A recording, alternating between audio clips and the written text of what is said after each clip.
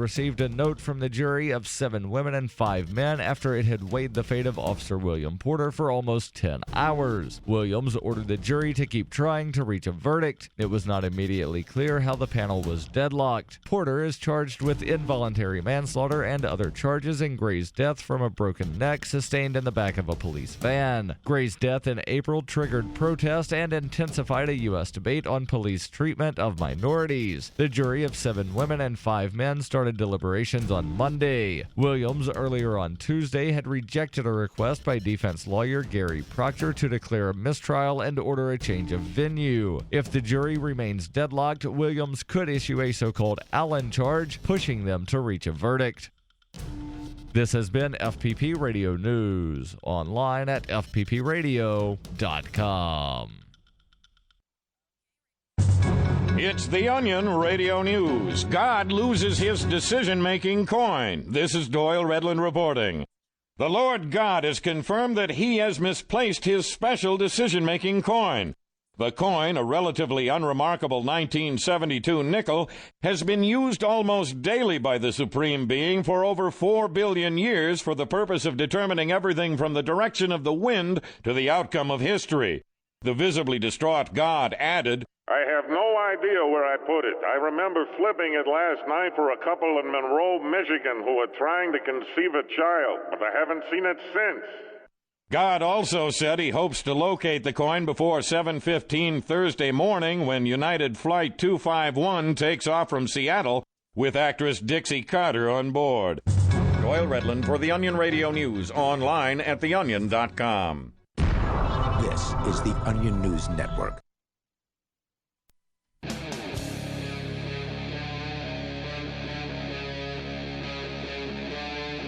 Free Talk Live.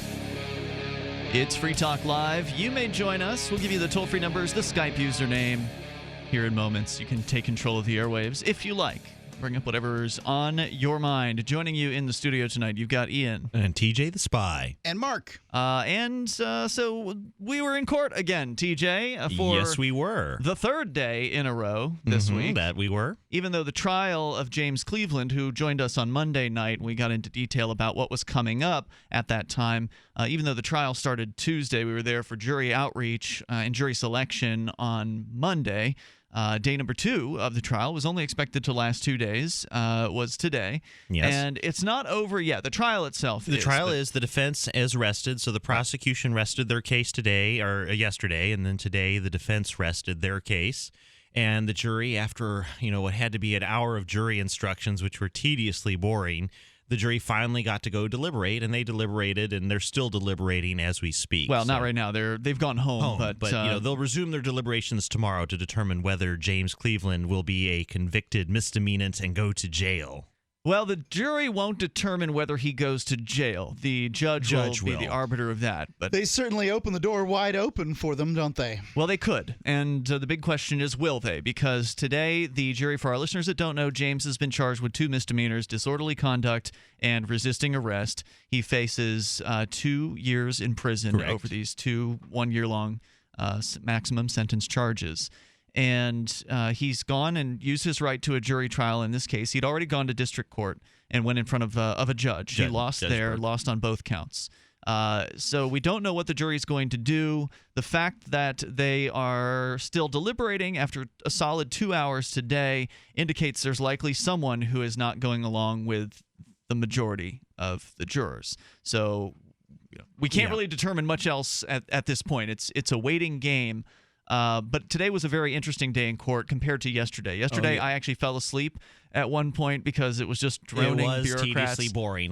I have ruled out judge as a potential occupation. If I had to sit through that day after day, I would shoot myself. That was horribly boring. Yeah, it was 6 witnesses for the state. Correct. All police. So there was one local cop from Keene, New Hampshire. There were a bunch of state troopers who testified as well.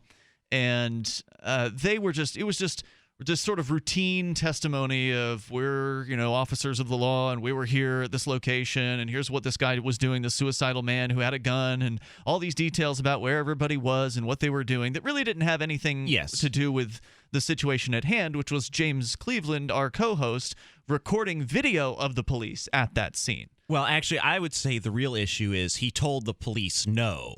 And that was the whole... When they said back up a third time. And he said, you're either going to go around that corner or you're getting arrested. And James finally said, well, you got to draw the line somewhere. And he decided to draw the line at the corner. It's like, well, if they can force me to move back, they can keep forcing me to move back 10 miles. So I wouldn't have a right to record the police, which I do. And how far is a lawful order? Yeah. Right. Like, so it would seem pretty reasonable in that circumstance for the police to tell a reporter perhaps that he can't go up, right where the guy with the gun is. Yeah, and he'll stick a camera in I'll his agree face. with you on that one. So, like, we are willing to agree that 10 feet is too close. Yes. And we're willing to agree that 10 miles is too far. Right. Ladies and gentlemen of the jury, I submit to you that, and they've told me 3 different times. The first 2 times I complied, at what point does a citizen get to stand up to law enforcement and say, no, that's far enough? Yeah, and the jury, I saw the trooper as he was coming in. I think it was Trooper Yaros, the one who actually arrested. And I just the devil horns came out, and I said, yeah, those cameras, they really, you got to be careful. They really are a pain in the butt, aren't they? Because the problem with the trooper's testimony, like troopers and police officers are humans. So one of the problems with all humans is we don't remember what we said or did 2 years ago. Eyewitness testimony is notoriously bad, and it's true for cops. It showed in court today because, well, trooper, you previously said this in your police report. Well, both the trooper and James misremembered what they'd said previously. And, you said that you told him multiple times to move around the corner when he'd be arrested, when in fact you only told him once. And that's the wonderful thing about video cameras. Video cameras are unbiased. They remember forever exactly what was happening, how far away, what were the lighting conditions, how long did it take, who said and did what. And, after seeing this trial, this is a good example of why police should have more than one body camera. They should have a camera on their helmet. They should have a camera on their gun. There's a lot of controversy over that within the libertarian movement. Some people say that the police having cameras is going to lead to a surveillance society. Well, already, you see, the big problem we have is if we did not have this camera footage and the audio footage, this would be a case closed. This would be case closed. You have 5 police officers against James Cleveland. But here it's not 5 police officers or 6 police officers versus James Cleveland. It's 6 officers versus James Cleveland and the videotape. Correct. And the videotape, you look at it, and it's different people see different things, but I see a certain version of events. And I'm just like, James, why didn't you just back up? I mean, really, this is what this whole thing is about. I'm so glad he didn't back up. I mean, I understand that it's cost him a lot of money and I'm like, time. Really, I understand, yes, you had a right to be there, but really, was this something, and it's like, it's people like James who assure that we still have some semblance of freedom to be the media in this country. Well, what they need is here. There has to be a pivotal situation for the government to nail itself down, and the government isn't nailed down here. No. Apparently, the cops can tell you 3 different times to move to arbitrary distances, and for your own safety. That's the thing. Is like, I wonder when the officers, they say, "Well, we were truly concerned about his safety," and I'm like, well, are you just saying that, or I kind of want to go like in court and just say, let's cut to the crud. What did you really? What you wanted him to obey you? You wanted him to move back for some reason, which may or may not. But I seriously doubt you had his safety, because if you would have been running, sir, get down, you're in danger. It was, you're going to go around that corner, or else I'm going to arrest you. I'm done. And in defense of the trooper, I mean, police officers, they get treated mean every day. And I think that's one of the problems is some troopers don't have an outlet for their, aggressions and mad feelings. And so they end up taking it out, because when I looked at the videotape, I saw 2 people, both of whom were being, it's like very aggressive. So the trooper was being like, some officers, they're very like, sir, I understand your position, and believe me, I would like to let you stay here. Oh yeah, he was shouting when James said no. You're going to do what I say, or else I'm going to, and it's like, so this officer was definitely the kind of officer who is going to escalate a situation. If there's a suspect. And he did. Oh yeah. Well, this is why we need video. Yeah. It's because everybody on the jury needs to be able to, they need to be able to see the situation as it occurred. Yeah. And this is why cops should have video on them. We know what it's like. We have 200 years in the United States plus of evidence of what it's like when cops don't have cameras on them. And what do we have? We have, well, people that are either A, lying, or B, don't entirely remember the story every time, who are being believed as though they are angels descended from God on high, which is ridiculous. So the police disagree on this too. Those that are worried about the surveillance state, well, generally when you're dealing with a police officer, you're in a situation where they're collecting evidence already. Yeah. Would you like them to collect good evidence or bad evidence? That's your choice. Not whether they collect evidence, whether they collect good evidence or whether they collect bad evidence. And that's my rebuttal to memory is bad evidence. Yeah. And I mean, and we saw that today with Trooper Yaros because he testified that he told. I thought it was like Glazer. Or Glazer, excuse me, Trooper Glazer. See, even my memory misremembered. Thank goodness we have your videotape. But Trooper Glazer testified, I told him multiple times to back up. But the videotape clearly showed that he'd only told him once. And so, this was after 2 other troopers had already moved him twice. Correct. Yeah. But this was a good example of, I think the trooper honestly thought in his mind, I did tell him. Every time, I'm always having to tell people to back up and they never listen to me. So I truly do remember, because some people in the court were like, that trooper just committed perjury. And I said, well, no, Trooper Glazer didn't commit perjury because I think he truly believes he told James to back up. Now, unfortunately, the video camera shows the truth, which is he only told him once. Well, unfortunately, the video cuts off right when the arrest begins because they apparently slap the camera viewfinder closed. Well, unfortunately for the police, James had a second recording device in his pocket going, which showed what happened going afterwards. And there's a court case in New Hampshire now that says that it's legal. It's only a district court or superior court level case, but that it says that it's legal to surreptitiously record the police in New Hampshire. Yeah. Which is great news. 855-450-FREE. That's our toll-free number, 855-450-3733. More from the trial of our co-host, James Cleveland, in moments. The vet had them on antibiotics as well as steroids. Nothing worked. The vet had given him a cortisone. The vet prescribed an antihistamine. The vet thought that Molly was just old. Probably $300 to $400 every 4 months. At least $5,000 in vet bills. All total, $2,700 in doggy fees, and all it took was 1 container of Dinovite. DINOVITE.com. 859-428-1000. The omega-3 fatty acids. Flaxseed, zinc, alfalfa. The digestive enzymes that are cooked out of regular dog food. The ingredients are what the veterinarian said he was lacking. Within 2 days, his scratching, it seemed to go away. After 5 weeks, her fur is beautiful. She is totally happy. Molly's gotten this puppy look. Her coat has sheen. Oh, yes. Everything we tried failed except the Dinovite. My vet was completely blown away. 859-428-1000. 859-428-1000. DINOVITE.com. My name is Bill Bonner, and I have an important message. Right now, the highest levels of government are struggling against an inevitable crisis, but they're about to lose control. When this happens, it will rip our country apart in ways you never imagined, from where we shop to the family you want to protect. Look, I've made predictions like this before. A few years ago, I warned that the housing prices would collapse. Before that, I warned that .com companies would crash, and they did.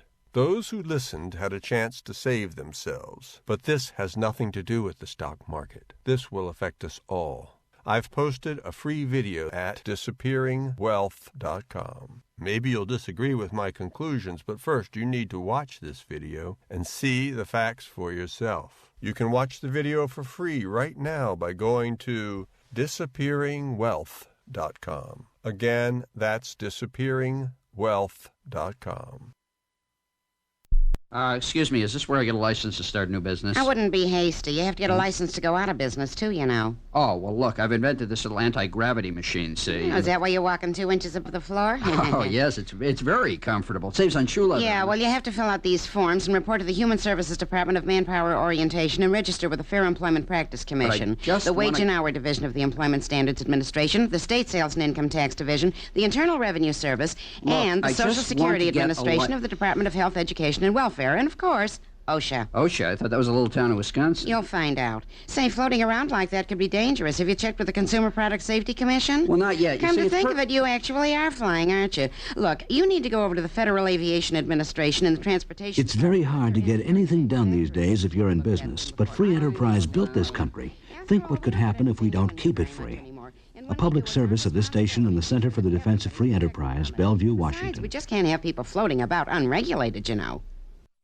You can listen to Free Talk Live on the radio, podcast, satellite, webcam, and our live streams. But did you know you can listen to Free Talk Live from any phone, anywhere? Add this number to your phone, 213-493-0308. It's a long-distance call, so make sure you're familiar with your phone's calling plan. The Listen lines are airing the latest episode of Free Talk Live 24 hours a day, including our live shows. Call 213-493-0308. That's 213-493-0308. If you want to move to the free state and you're looking for some real estate. Oof, I think we've all had enough of that jingle, don't you? If you're going to invest in property in New Hampshire, it just makes sense to support a liberty-friendly realtor. Call Mark Warden of Team Porcupine Real Estate for investment property or rentals in the Free State, or visit his website. Come on, you know it. PorcupineRealEstate.com. You're listening to the best liberty-oriented audio streamed around the clock, on the air and online. This is the Liberty Radio Network at LRN.FM.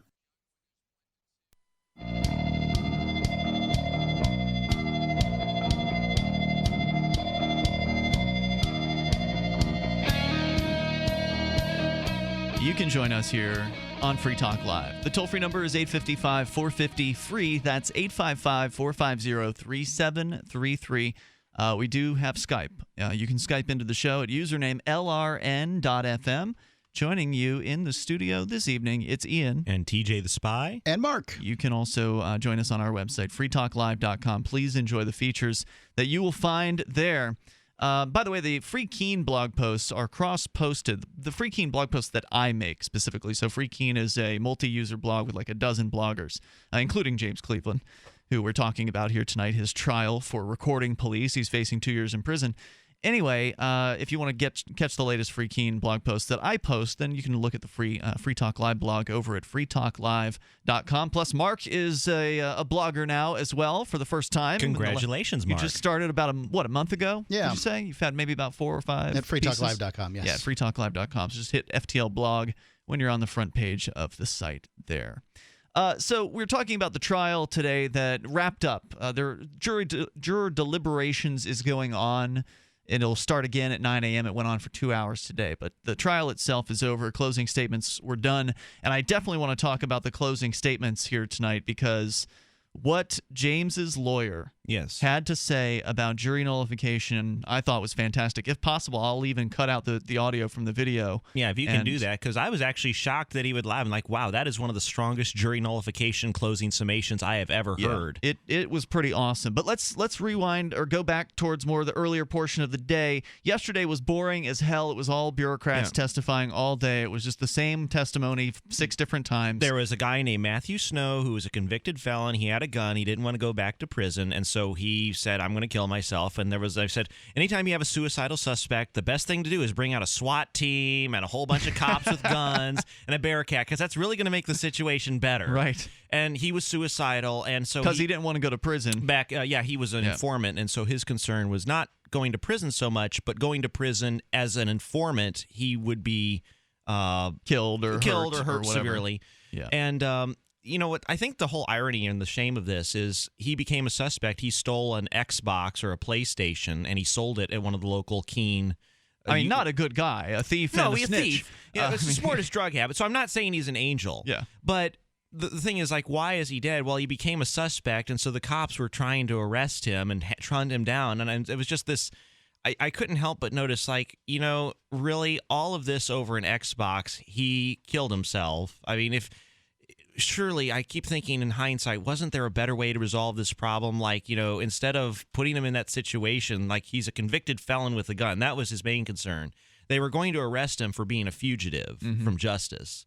And that's what the whole thing, they went to his apartment or where he thought he was, and they set up surveillance. And he, you know, I look at it, when you read the police report, he wasn't trying to confront anybody. He was trying to run away from the police. He didn't want to get caught. He didn't come out with a gun and start shooting at the police. He had every opportunity to kill the police if he wanted to. He only pulled the gun when they were pursuing him in a parking lot. And he only pointed the gun at himself. That was he pointed it at his chest, in his mouth, and to his head. And the officer testified at no point did he ever point the gun at any individual other than himself. Right, but yet the officers also were claiming that James, our friend and co-host, was in grave danger from this suicidal man who was around the corner, around a building over 150 feet away from James, ultimately.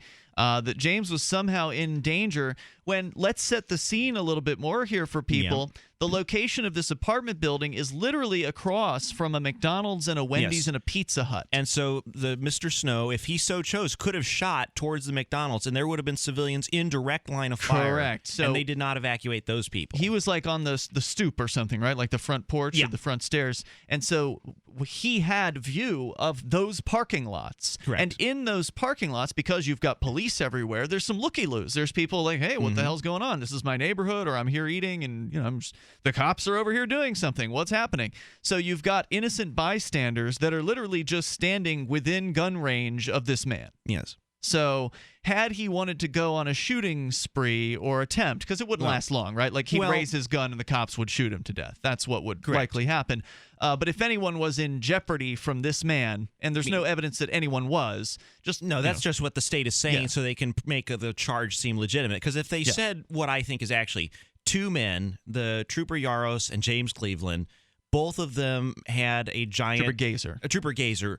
Both of them had different, I want to do this, well, I want you to do something different, and neither one of them wanted to budge. And one of them has arrest powers. Yes, and a gun. Yeah. And he has a whole bunch of buddies with guns, too. So exactly. Who clearly will do whatever the other guy says, right? I mean, that's ultimately what it comes down to. And one of the biggest problems of the police is they don't ask each other questions. It's like, oh, well, he said arrest him. Oh, let's arrest him. We'll take it down there, and it'll be a year and a half until we figure out what happens in court. Oh, he's kicking him in the head? I guess we better kick him in the head. Well, thankfully, that part didn't happen. Well, no, but I mean, that's kind of my complaint about police generally.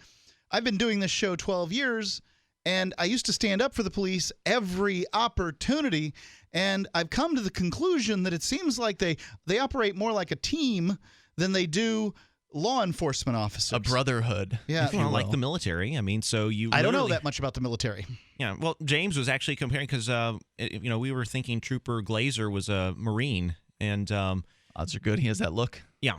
And, of course, like your life is dependent on your fellow officer to cover you if you're in a shooting match with somebody. So, yeah, the brotherhood of police officers is very tight. At one point, James, in the video footage, does inform the officer, hey, look, I don't want to distract you from your duties.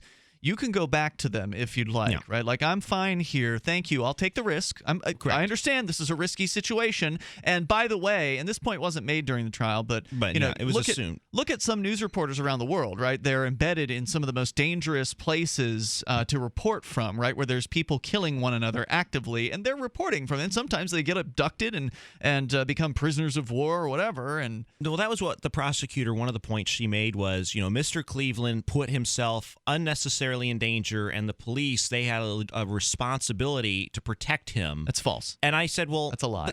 Nobody bothers to challenge that because that's what we've been told since grade school. And it wasn't challenged during the trial. The police are there to protect you. And I said, well, if I'm a free individual, look, officer, if that guy shoots me, it's my fault. I've been warned.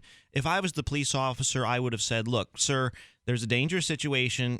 I want you to move back. But if you don't and you get shot, I'm not going to be held liable. It's kind of like the skating rink. When I was a kid, you had to go into the skating rink. You had to sign off a form that says you're not going to hold the skating rink liable if you fall and hurt yourself. Because attaching 8 wheels to your feet and rolling around on a hardwood floor is an inherently dangerous act. Yeah. Man, I don't remember. Most fun things are dangerous if you don't. Like I've noticed, most of the fun things in life, like skydiving and scuba diving and going to the gun range, they can be dangerous. I can assure you, do any of those 3 things, you're going to sign a piece of paper like that. So was it something where your parents would sign once and then you could keep going? It was a sign it once situation. They keep it on file. Because I remember going to the skating rink after school sometimes, where we would just get on a bus for the skating rink and go straight to the skating rink. And there certainly were no parents around at that time, and they weren't checking IDs at the door, right? These are elementary school students, so.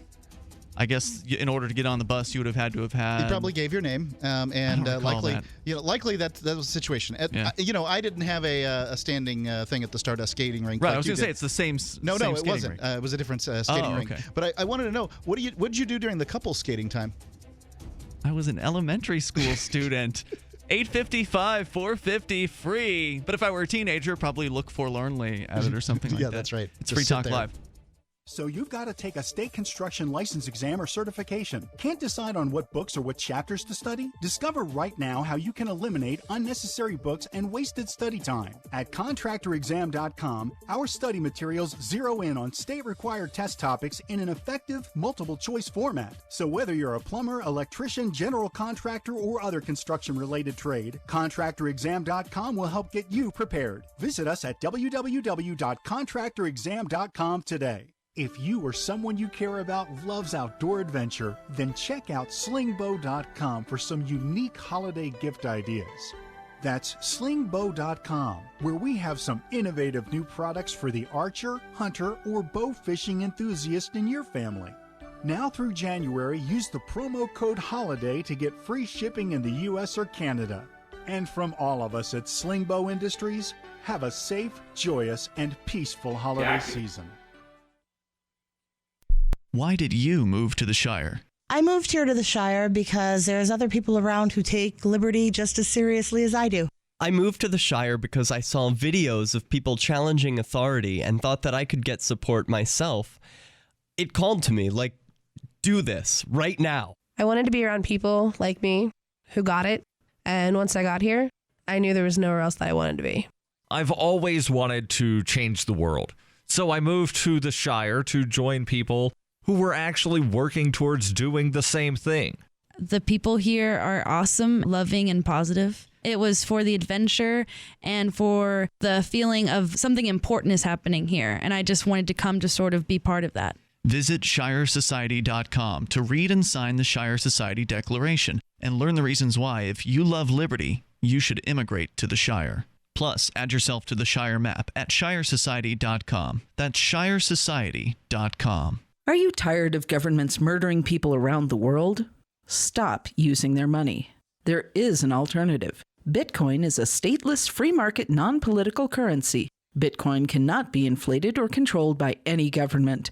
By using their money, you are helping the state. Stop doing it. You have an incredible alternative available now.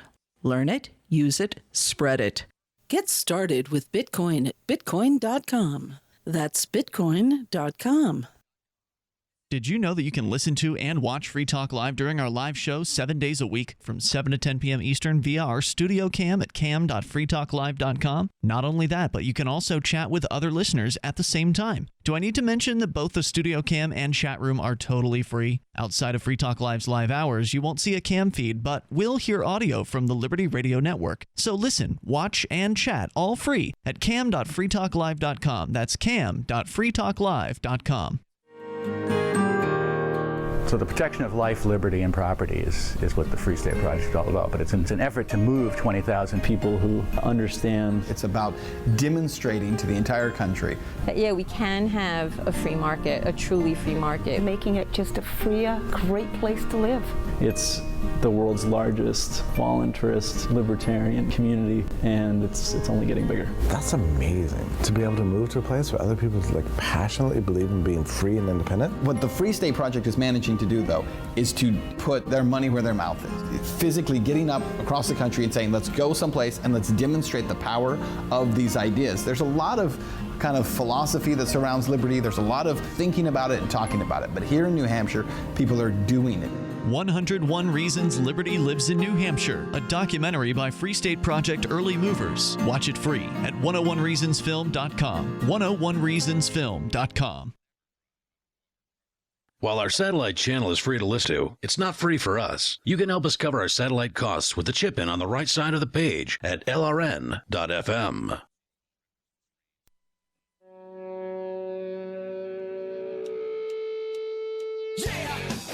Yeah, it's Free Talk Live, and you can join us here on the radio waves. Our toll-free number is 855-450-FREE. That's 855-450-3733. We also have Skype. So Skype on into the show at username LRN.FM.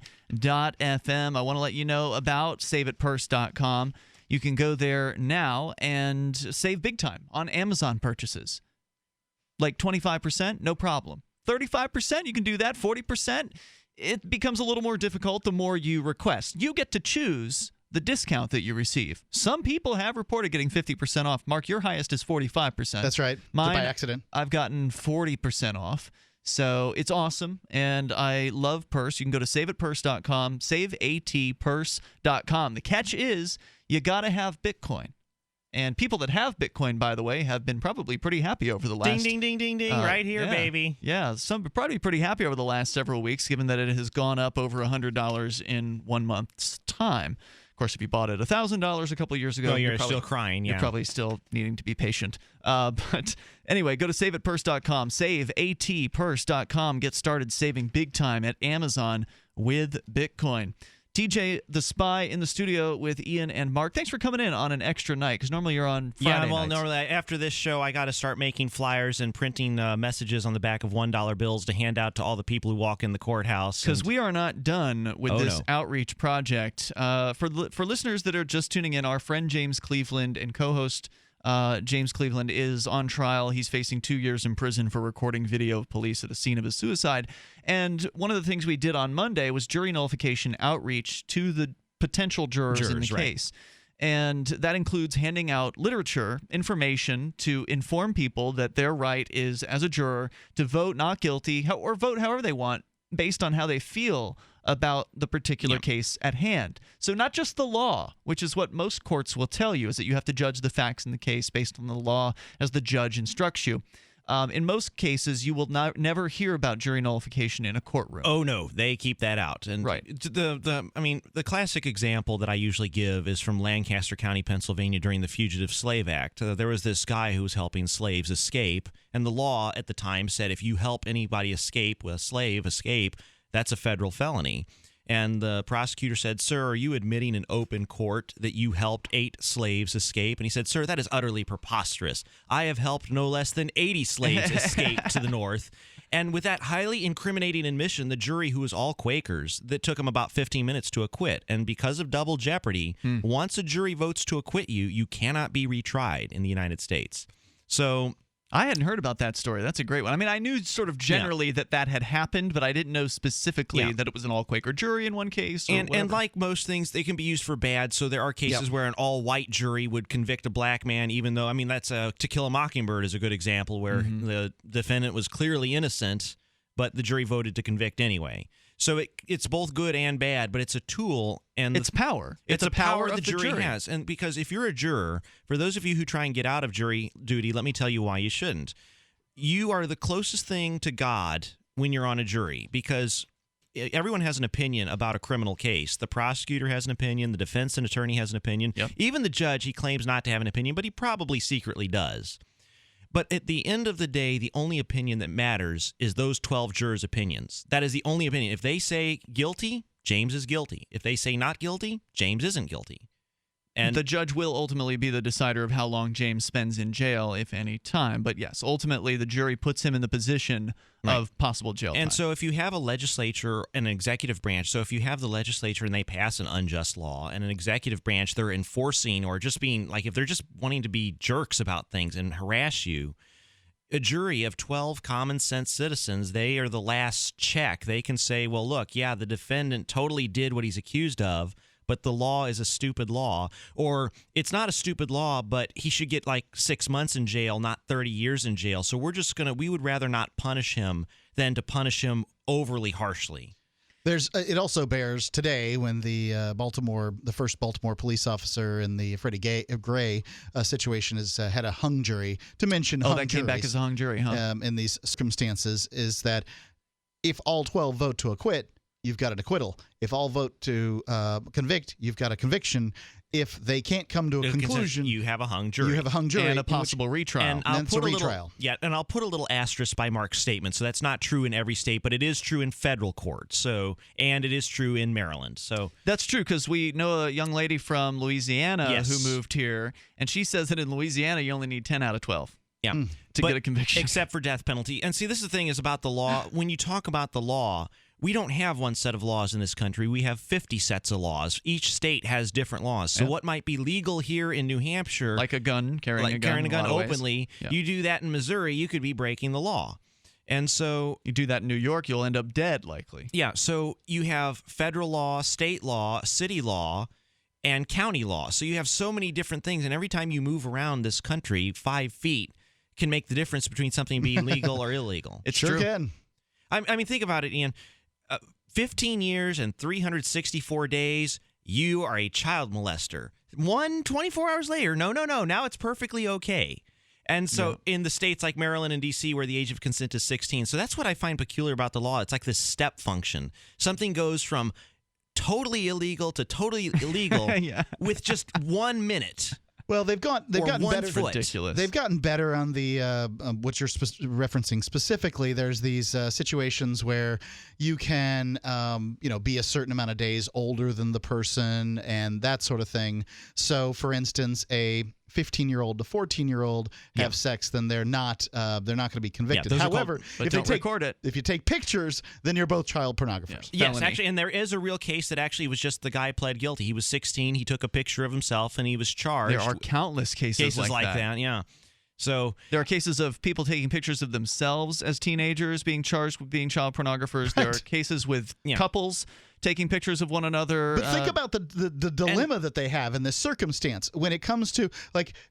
Well, I mean, and this is a good example. Wait. Okay. Before you go on, this is the really difficult part that police have is that what if I, as a 15-year-old, set up a pornography company to take pictures of me and my friends all writhing in a pile, right? Mm-hmm. And there's nothing that says that I can't set up a company. And if you do away with the laws that say that we can't consent to take pictures or whatever, then you've got this situation where, or maybe it's 16-year-olds where it's legal for us to have sex, but not legal for us to record it, because that's a really interesting gray area. Yeah. So it's legal for 16-year-olds to have sex. They can have sex, but don't you dare photograph it. Yeah. Right. So now if he sets up his own company or she sets up her own company, then what's she going to do? Produce legal porn simply because she's 16? Because I'll tell you, the feds would likely go after him because they're not keeping their records. So there's 18 United States Code, Section 2257, proof of age on file with custodian of the records. Yeah, so in all porn productions that are legal with companies, you generally have to jump through these government hoops, and I suspect there would be a raid of some sort. Well, hold on. You're assuming that the 16-year-old actually set the company up. I'm suggesting, in fact, that there's a skeevy, greasy individual that's behind them that says, hey, you want to do some porn? I know how you can make a lot of money. The teenager would be better off just going ahead and accepting Bitcoin and not setting up any kind of corporation with the government. That's fine. I'm not suggesting how people put it together. I'm just saying that, the pornography in a box studio for 16-year-olds wouldn't be far after the the legalization of 16-year-olds of taking pictures of themselves naked. This is the very difficult position the dilemma that the government is in. And I'm not advocating for or against it. You're saying if they allow it, then it opens up a Pandora's box, so to speak. Yes. Well, and Pandora's 16. People confuse legality and morality all the time. They're two totally separate concepts. So, for example, having, something, just because something's illegal doesn't mean it's immoral. And just because something is legal, or so a good example that I can think of off the top of my head. Polygamy. A lot of people are like having sex with someone who isn't your wife. So cheating on your wife. Fornication. That's totally legal. But I think it's kind of... Not in all states, I don't think. Fornication's not necessarily legal in all states. It's generally legal to cheat on your wife or boyfriend or husband. That's adultery. I believe there are adultery laws. I believe there's an adultery statute on the books in New Hampshire. Yeah, but if you talk about fornication, that's a different story. But still, it doesn't matter because it's not enforced. But I get what you're saying. We can talk more about legality versus morality. Our toll-free number, 855-450-FREE. That's the number you can join us with. Maybe you want to tell a story about taking pictures naked and getting caught. It's Free Talk Live. Or whatever you want to discuss. 855-450-FREE. Remember when people used to wash stuff by hand, like clothes and dishes? Or how about this one? Remember when you had to wash your CPAP system by hand? Wait, you still wash your CPAP by hand? Boy, have we got to catch you up. Listen, SoClean.com has created the world's first and only automated CPAP cleaner and sanitizer. It's faster, more sanitary, and a heck of a lot easier than whatever you're doing. And for a limited time, you can try it at home risk-free for 30 days. You better get on this. Just call 1-800-951-9458. SoClean is completely automated and hands-free. It destroys 99.9% of all CPAP germs. Clean your CPAP system in minutes with no water or hassle. Talk about life-changing. Now, remember when you called for your in-home trial from SoClean.com? Wait, you still haven't called? Here's the number again. It's a limited-time offer, so don't wait. Call 1-800-951-9458. 1-800-951-9458. Concerned about harmful contaminants in your water? Look to ProPure, the most trusted name in gravity water filtration systems. ProPure, with the silver-infused Pro 1 G2.0 filter, removes over 200 contaminants, including VOCs, heavy metals, chloramines, pesticides, pharmaceuticals, fluorides, and radiologicals. We don't just say it, we back it up. The Pro 1 G2.0 filter is NSF 42 certified and independently tested to meet NSF 53 and P231 standards. Pro Pure Water, the way nature meant it to be. Clean, crisp, and refreshing. Purchase with confidence in quality, performance, and customer service. Take advantage of our biggest holiday 25% off sale going on now. Visit your authorized Pro Pure dealer or ProPureUSA.com. That's ProPureUSA.com. Or call 800-544-3533. 800-544-3533. Email is easy, instant, and free, and that can be real embarrassing. Email lacks the eye contact and body language you get in face-to-face conversation, or the tone of voice and other nuance you hear in a telephone conversation. Email is just words, often few words. We're all smothering in spam, so we often reply in terse fashion that's easy to misunderstand. And email doesn't cost you a postage stamp, and it lacks the deliberation time it'd take to walk to the snail mail box, so it's easy to succumb to the "oh yeah" stimulus response trap. When in doubt, don't snap back at snippy messages you get. You may have mistaken the sender's intent. And unless you're sending AOL to AOL, there's no unsend. For more tips on critical communication skills for the way things are now, hit survivalspeech.com. I'm Holland Cook. LRN.FM is proud to announce our official listening apps for Android and iOS devices. Now you can easily tune into our streams anywhere, anytime on your smartphone or tablet. Just visit apps.lrn.fm or search for LRN.FM in the Android or Apple app stores. Please download, rate it 5 stars, then share the link on social media, and let your friends and family know how you're listening to LRN.FM. Download it now, free at apps.lrn.fm. That's apps.lrn.fm.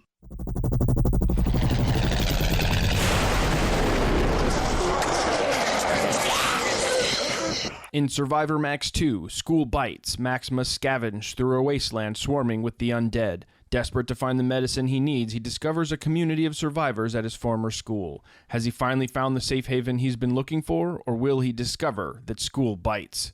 Look for Survivor Max on Facebook, read reviews on Amazon, and read Chapter 1 at survivormax.com. Do you love Twitter? Make sure you favorite the LRN.FM Twitter account so you can receive our tweets at twitter.lrn.fm. That's twitter.lrn.fm.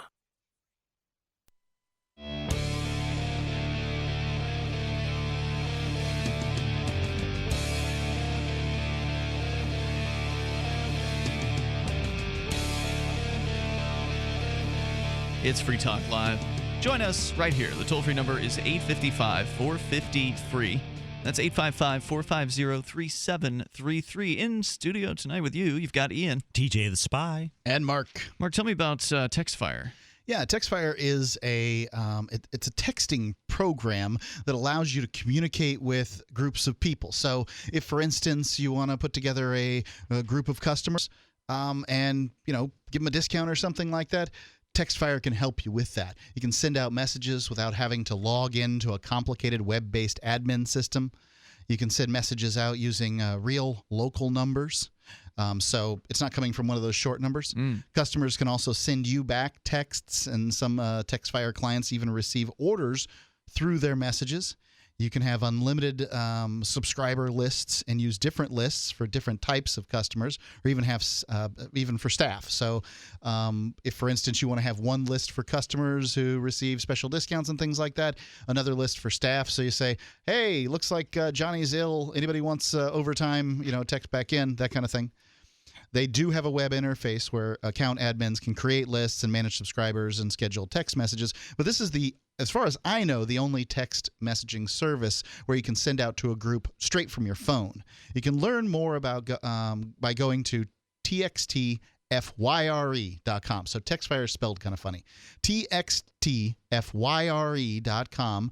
And Free Talk Live listeners get a 50% off their first month by texting FTL, not case sensitive, so just FTL, whatever it is, 877-792-7418. And right now, churches get their first month free. Only if you're a church. Just tell them to call 877-792-7418 if you're a church, and you get the first month free. The rest of you get 50% off.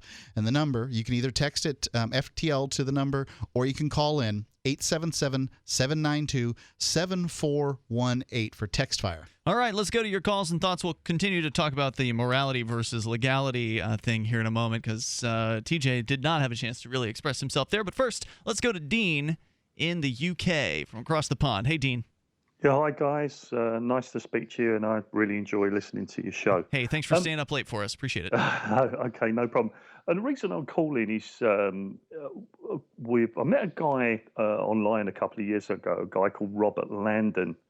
I don't know whether Mark's aware of this guy. In the Orlando area, he had a confrontation with a neighbor, and the neighbor was one of these volunteer police officers in a deputy. Okay. Yeah, pretend police car. Posse. That's what they call it. They call it down in Florida. They call it deputy sheriff's posse. Oh, do they? Oh, okay. Sorry. Obviously, I'm not really familiar with the area. Why would you? And Robert used to have a dirt bike, and the guy took exception to it, and a confrontation entailed. This is nearly 3 years ago. And what happened was he was told by this guy that he's got lots of friends in the local police department, and next thing you know, he knew that he was up on charges. Oh boy! What was excessive noise, or failure to register your plates on your vehicle, or the whole thing. And TJ, I know obviously you've got quite a good background in law. I've heard you speak. The whole thing basically has ruined the guy's life. Wow. 40 trials later, and he's 40. Did you say that correct? 40? 40. Wow. 40 trials later, and he was looking in excess of 45 years.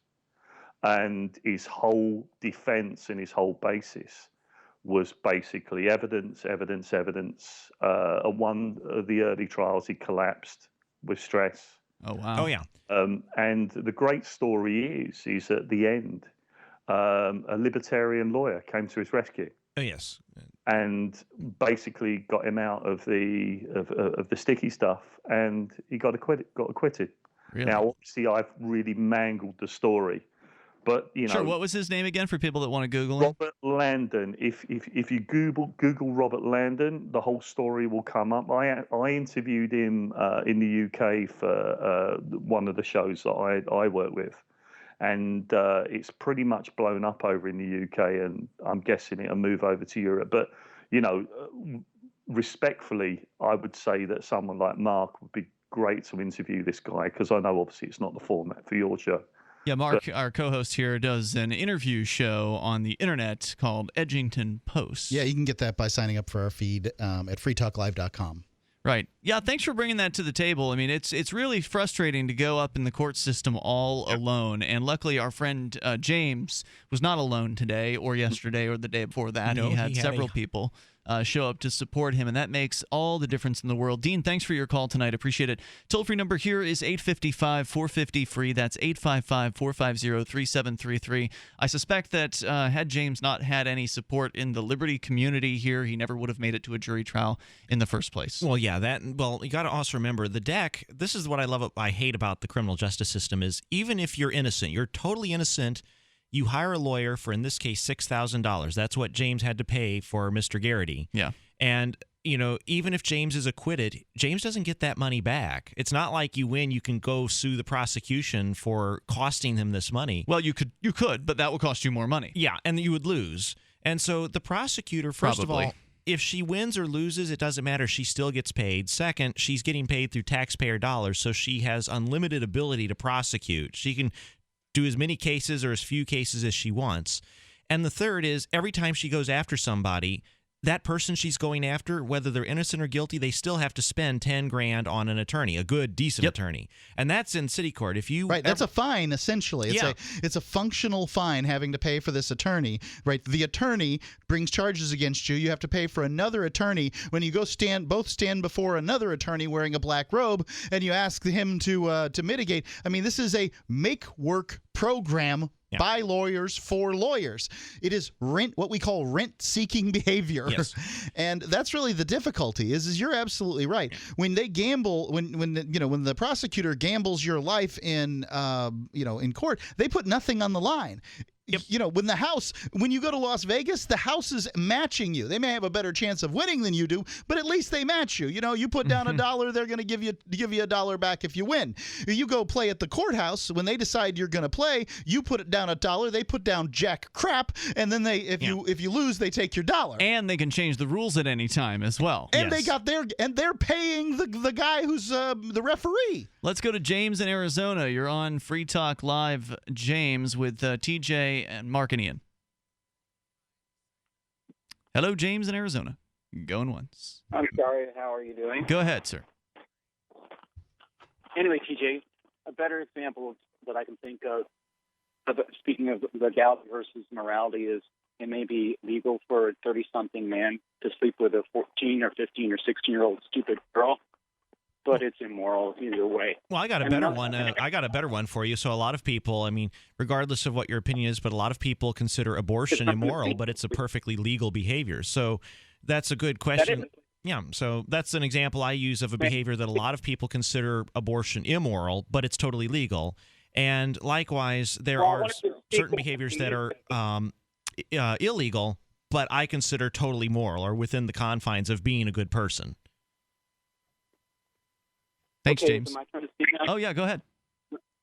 Yeah, TJ, a better example is when I ask you a question and you don't tell the truth, but go on and obfuscate and say, by the way, the San Bernardino murderers, speaking of lawful, if they were psychotic, they'd be forgiven in the court of law. Well, James, if I may, but they weren't say, hold on, James. I got to really take, you realize I am a former intelligence officer. Of course my job is to obfuscate and to lie and be deceptive and dissembling. That's what I got paid $52,000 by the government a year that James to do. loves, by the way. James seems to really love the federal government. Like, right, James? I have my National Security Agency mug sitting right here that I got for my 3 years of 9 months of service. And, that's... Service? You didn't serve me. Yeah, well, thanks for the $200,000. I got paid about $200,000 over 3 years, 9 months. And... Hey, James, going to an insane asylum for the rest of your life isn't exactly getting forgiven. May I respond to that? Oh, boy, what? Speaking of being forgiven, Minister Mark, you've engaged in criminal libel and defame my Bring character. me up on charges. That's right. He's going to sue. Go right ahead. Hey, thanks, James, for the call tonight. You got a terrible cell signal. We're going to let you go. 855-450-FREE. Poor James. I think he and Sheriff Joe Arpaio would get along out in Maricopa County. Yeah, I bet you. I think he is. Isn't he a fan of Sheriff Joe? No, he is not. Okay. He seems to like his jail because he was saying we should spend time in it.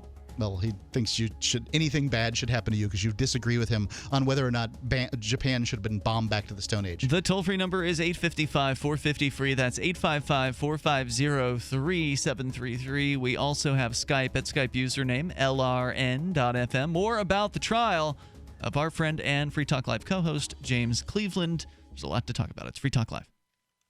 As a pioneer of the e-commerce movement, Overstock.com is proud to be the first major retailer to accept Bitcoin. Overstock was the first because Patrick Byrne, Overstock's CEO and founder, firmly believes in personal freedom and cryptocurrency. Over the past 16 years, Overstock has furnished over 18 million homes with a diverse line of products to suit everyone's unique styles and preferences. Support Overstock and freedom of choice while enjoying free shipping on orders of 0.211 Bitcoin or more. Are your kids spending too much time online? Are they gaming instead of doing homework? Are they on Facebook instead of sleeping? Turn their internet access on or off when you want for free at webcurfew.com. 100% web-based interface means nothing to download, install, or configure. Web Curfew is free and controls any device using your home network without slowing down your internet. Block all adult web content with the click of a button. Don't let the internet raise your kids. Take back control of how and when your home internet is used for free. Visit webcurfew.com. This is your Robertson Roberts Brokerage Daily Precious Metals Update. In early trading on Wednesday, gold is $18 higher at $1,077 per ounce. Silver is 38 cents higher at $14.18 per ounce. Bitcoin is trading at $454 US. The Federal Reserve is expected to announce the first rate hike in 9 years today. Gold and silver seem to indicate that's not a great idea. Robertson Roberts Brokerage, 800-874-9760, or online at rrbi.co.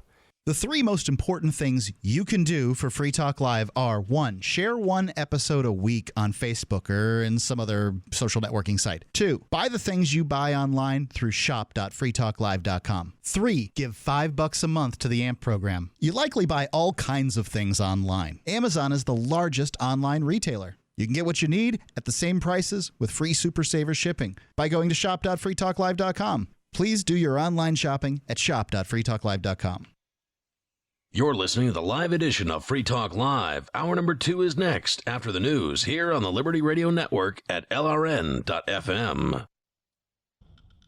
From Keene in the Shire, the Liberty Media capital of the world, this is Daryl W. Perry, host of FPP Radio News for Wednesday, December 16th, 2015. Silver is trading at $13.83 per ounce. Gold is valued at $1,065 per ounce. And according to BitcoinAverage.com, the average price of Bitcoin is $464. Antiwar.com reports, according to the Syrian Observatory for Human Rights, Russian airstrikes against 2 villages in northern Syria, the Idlib village of Marat al-Nassam and the Aleppo village of Maskana, have hit marketplaces, killing a large number of civilians. 16 civilians have been reported killed so far in Marat al-Nassam and 23 others in Maskana, with large numbers of wounded, leading to the warning that the overall civilian death toll is likely to rise, potentially significantly. 4 the Islamic State fighters were also killed in the strikes on Maskana. Maskana, on the shores of Lake Assad, is on the main highway between the Islamic State capital city of Raqqa and the city of Aleppo. The Islamic State is among several factions trying to get a foothold in Aleppo, formerly Syria's industrial and financial hub. The city has been contested for years now and is in ruins. Marat al-Nassan, by contrast, is just south of the city of Idlib, the capital of al-Qaeda's territory inside Syria. Russian airstrikes have heavily focused on al-Qaeda territory in the northwest, aiming to stall the expansion of al-Qaeda into Latakia and to allow Syria to ultimately shore up its control over the routes between Damascus and the coast. If you're fed up with the government running every aspect of your life, but you're not listening to the Lava Flow podcast yet, what's wrong with you? Go right now to thelavaflow.com/listen. The Lava Flow podcast, channeling the flow of information to the libertarian, anarcho-capitalist, voluntarist, and agorist community. Subscribe today using any podcatcher at thelavaflow.com/listen, or just go back to sucking up to the government. The Lava Flow podcast, striking the root every episode.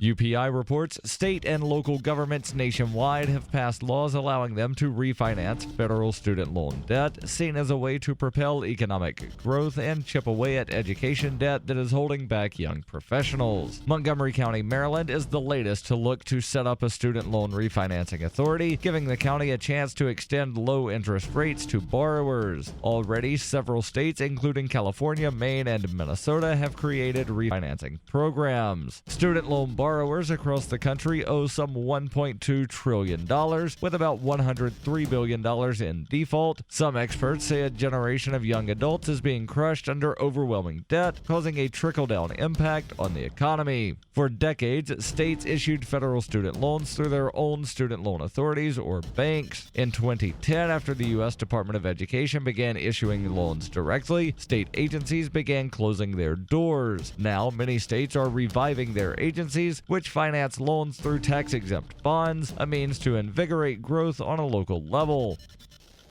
For nearly 40 years, Roberts & Roberts Brokerage has been a trusted source for buying and selling precious metals like gold and silver. They also take Bitcoin for precious metal purchases and have permanently removed the minimum purchase amount for all orders paid in the digital currency. Call Roberts & Roberts today for knowledgeable advice on buying and selling precious metals and a forward-thinking approach to new technologies. 800-874-9760 or visit online at rrbi.co.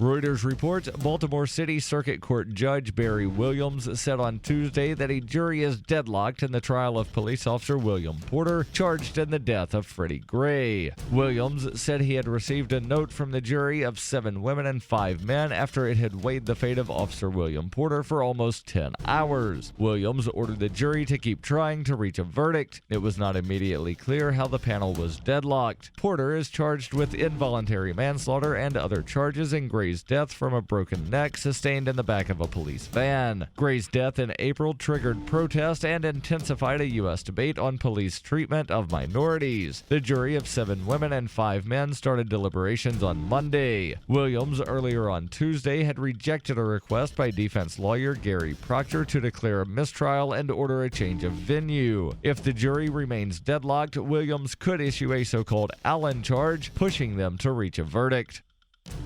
This has been FPP Radio News, online at fppradio.com. According to locals waiting for a 66 bus in downtown Chicago last night, a young couple was making out in the passenger shelter like they were in Paris or something. Onlookers spoke to reporters about the pair, who carried on their passionate embrace for over 20 minutes, as if they were in some sort of candlelit bistro tucked away in Montmartre. It's been almost a half an hour and they're still going at it. It's like they think they're sitting on a sun-dappled picnic blanket in the Tuileries Gardens. I mean, where the hell are we? The Champs-Élysées? The pair's marathon makeout session, which took place in downtown Chicago and not, as frustrated onlookers emphasized, on a cobblestone street in the city of lights, featured intense gazing, deep tongue kissing, and other gestures of affection typically reserved for a couple strolling down the banks of the Seine River. You know, for a second there, I honestly thought we had all been transported to Parc Monceau, drinking flutes of champagne on a wonderful summer afternoon while being serenaded by a Parisian accordion player. But no, we're at a bus stop in Chicago.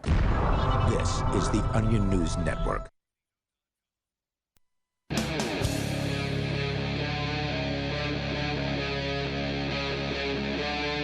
Free Talk Live.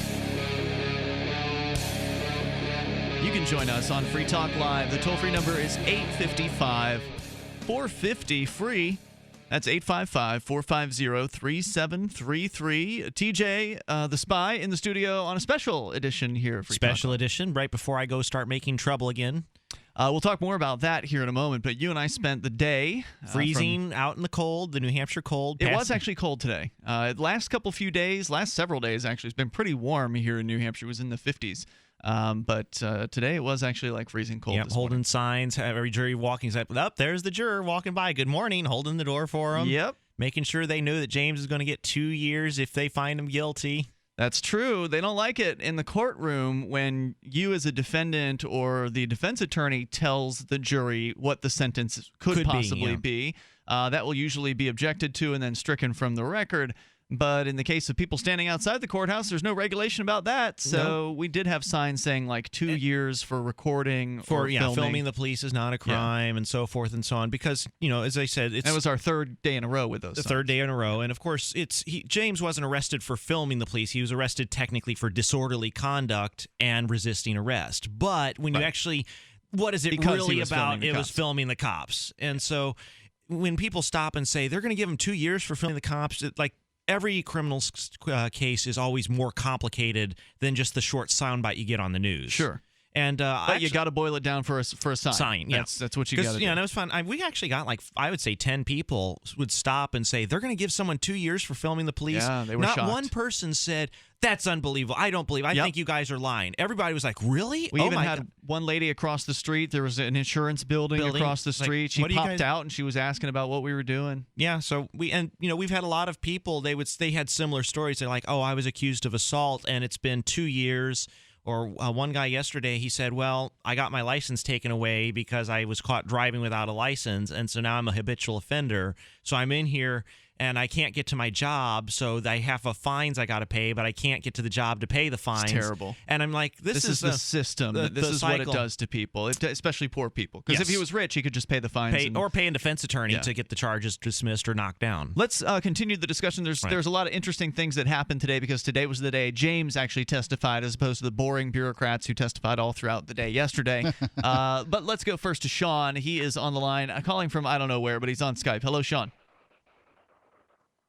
Do we have Sean in where? Hey, guys. How's it going? Hey. Well, hello. You're on the air. All right. Well, can you hear me okay? Yep. Go for it. Audio's great. All right. Just making sure. So the current system obviously sucks. But what I don't understand is, or totally follow, is how the That was great audio. voluntary Oh, no. non-government system wouldn't have the same problems. Yeah, unfortunately, your audio did not stay good. I think I managed to get the codec. I can translate garbled Skype calls. He's a former NSA. As a computer engineer, I had to listen to a lot of garbled GSM phone calls, usually in Italian or some foreign language. But what I heard is how would another system that, like an alternative to the government court system, it would also have problems. And is that what you were saying, Sean? I think we've lost Sean. Thanks for the call.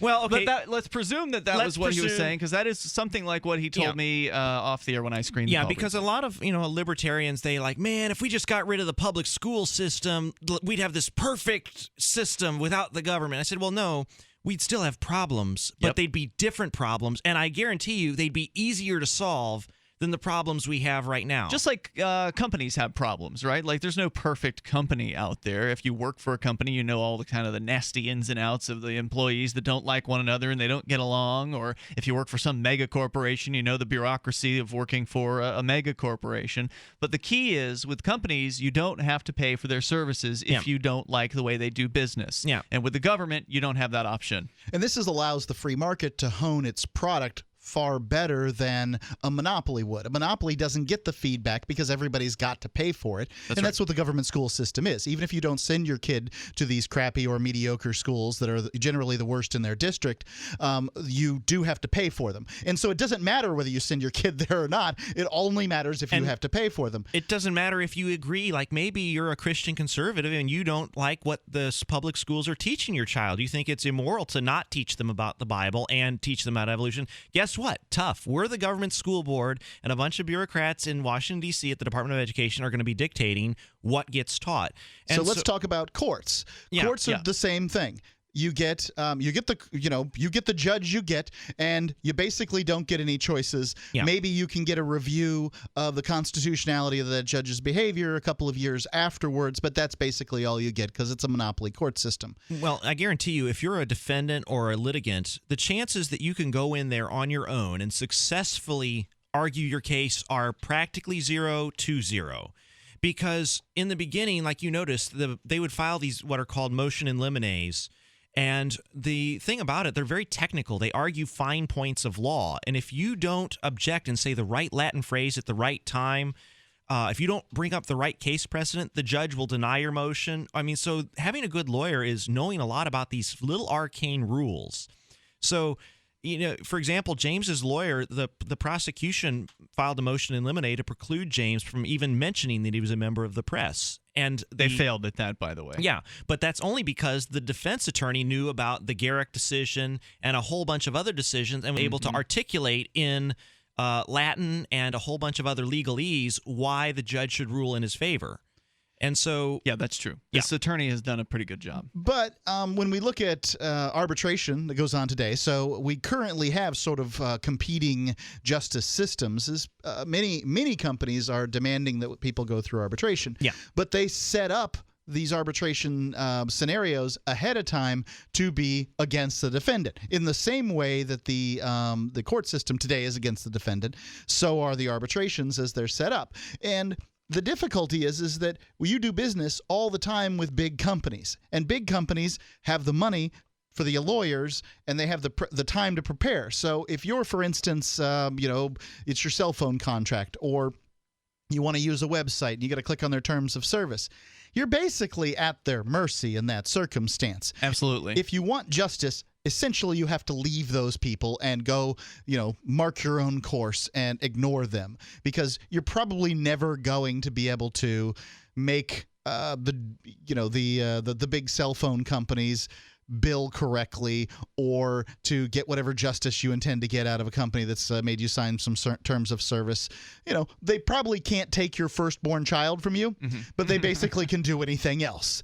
And that's... Yeah, and if you want the service, you got to sign them, and then if they want to change the terms on you later, they can do that. And ultimately... Which means it's not really a real contract. That's the marketplace working there in that system, because, companies that provide better service are going to get more people to come to them than companies that provide worse service. Case in point, Facebook. Facebook's business model and MySpace's business model were basically the same, except that MySpace's crappy website crashed all the time, and Facebook's didn't, probably because it didn't allow you to cover a background in glitter or something like that. I'm not entirely sure why, but I'm pretty sure it had something to do with glitter.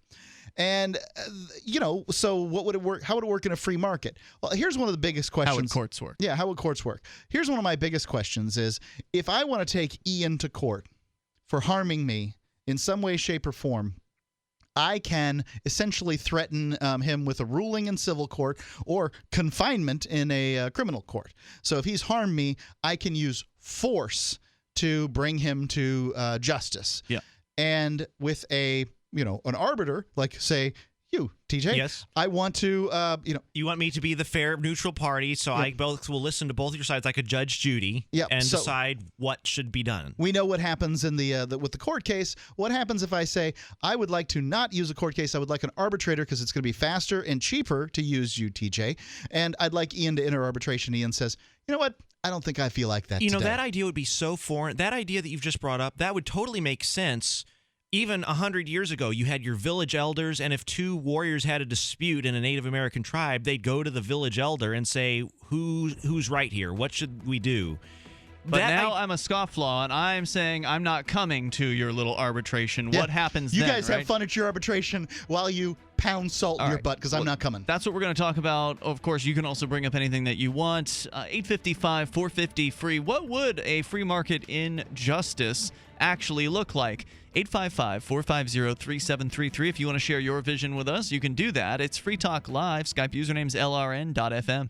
There comes a time when you need custom embroidered or screen printed apparel for your business, organization, or a special event. Corporate Casuals has been helping people create great looking logoed apparel for over 25 years. They can produce a single piece or thousands using name brand apparel like Nike, Patagonia, Adidas, and Hanes. Create your logo in their online embroidery design studio, or upload your existing logo and they'll turn it into embroidery. Go to corporatecasuals.com/FTL and include FTL in the order notes and save 5% on your order. DVD, books, music, instruments, periodicals, computers, software, electronics, photo, cell phones, office products, home and garden, bed and bath, furniture, kitchen, pet supplies, automotive, hardware, apparel, shoes, jewelry, grocery, healthcare, sports and outdoors, toys, games, used, and more. It's a department store at your fingertips. Shop.freetalklive.com. Get all your shopping done, get a great deal, and a portion of your purchase goes to benefit Free Talk Live when you enter Amazon via shop.freetalklive.com.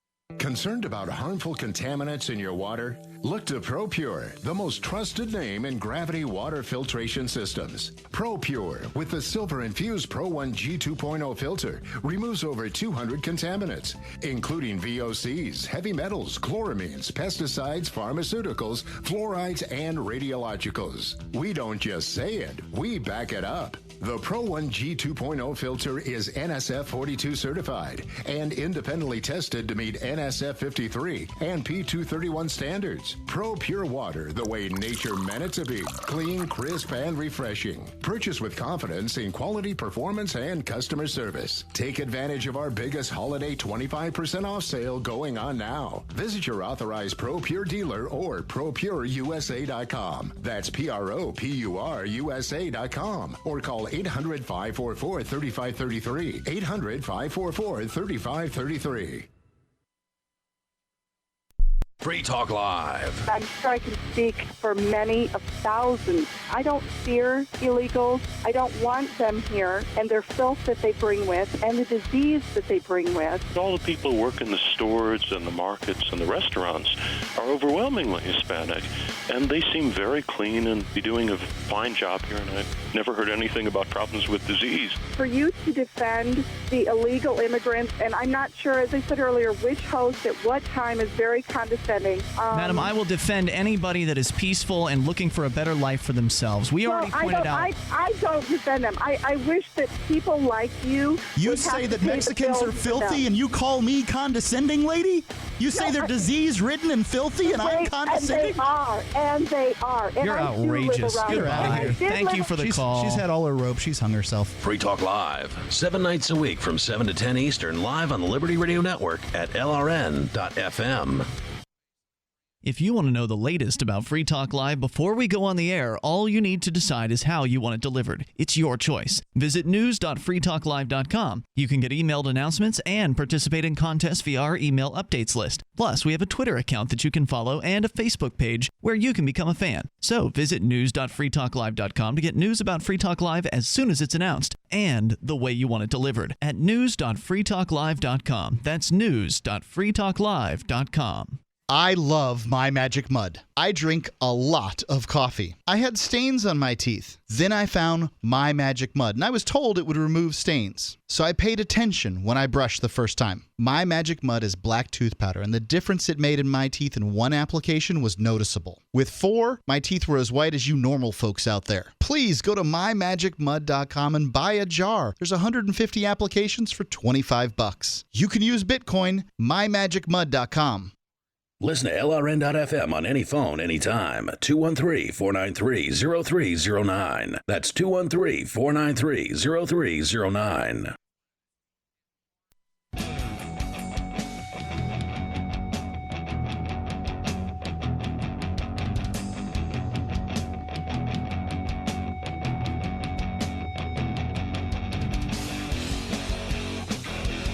Hey, it's Free Talk Live. Join us here toll free at 855-450-FREE. That's 855-450-3733. Uncovering the secrets, exposing the lies. That's what readers of freedomsphoenix.com get every day. They are constantly provided detailed real news that lies between the lines of propaganda and the relationship we have with coercive governments. freedomsphoenix.com has up-to-the-minute updates on the economy, technology, communications, and the rise of the police state. Go to freedomsphoenix.com. You can sign up for their free daily dispatch there. It's freedomsphoenix.com. As we go to your calls and thoughts, we can talk more about the future of justice absent the government, which I think we'd all like to see that happen. But what would it really look like? Let's go first, though, to Gamma Blast, calling from Chicago. You're on Free Talk Live. Gamma Blast.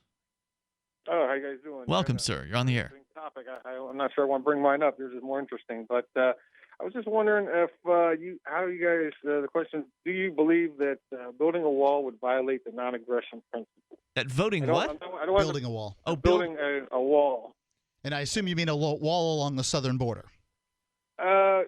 For a country, let's just say a country to build a wall to keep. I don't know if I think it does. I think that the taking money from me to build a wall, it's a funding issue. And you don't want to build a wall. So it's okay to take money from you if you want that wall built, but if you don't want the wall built.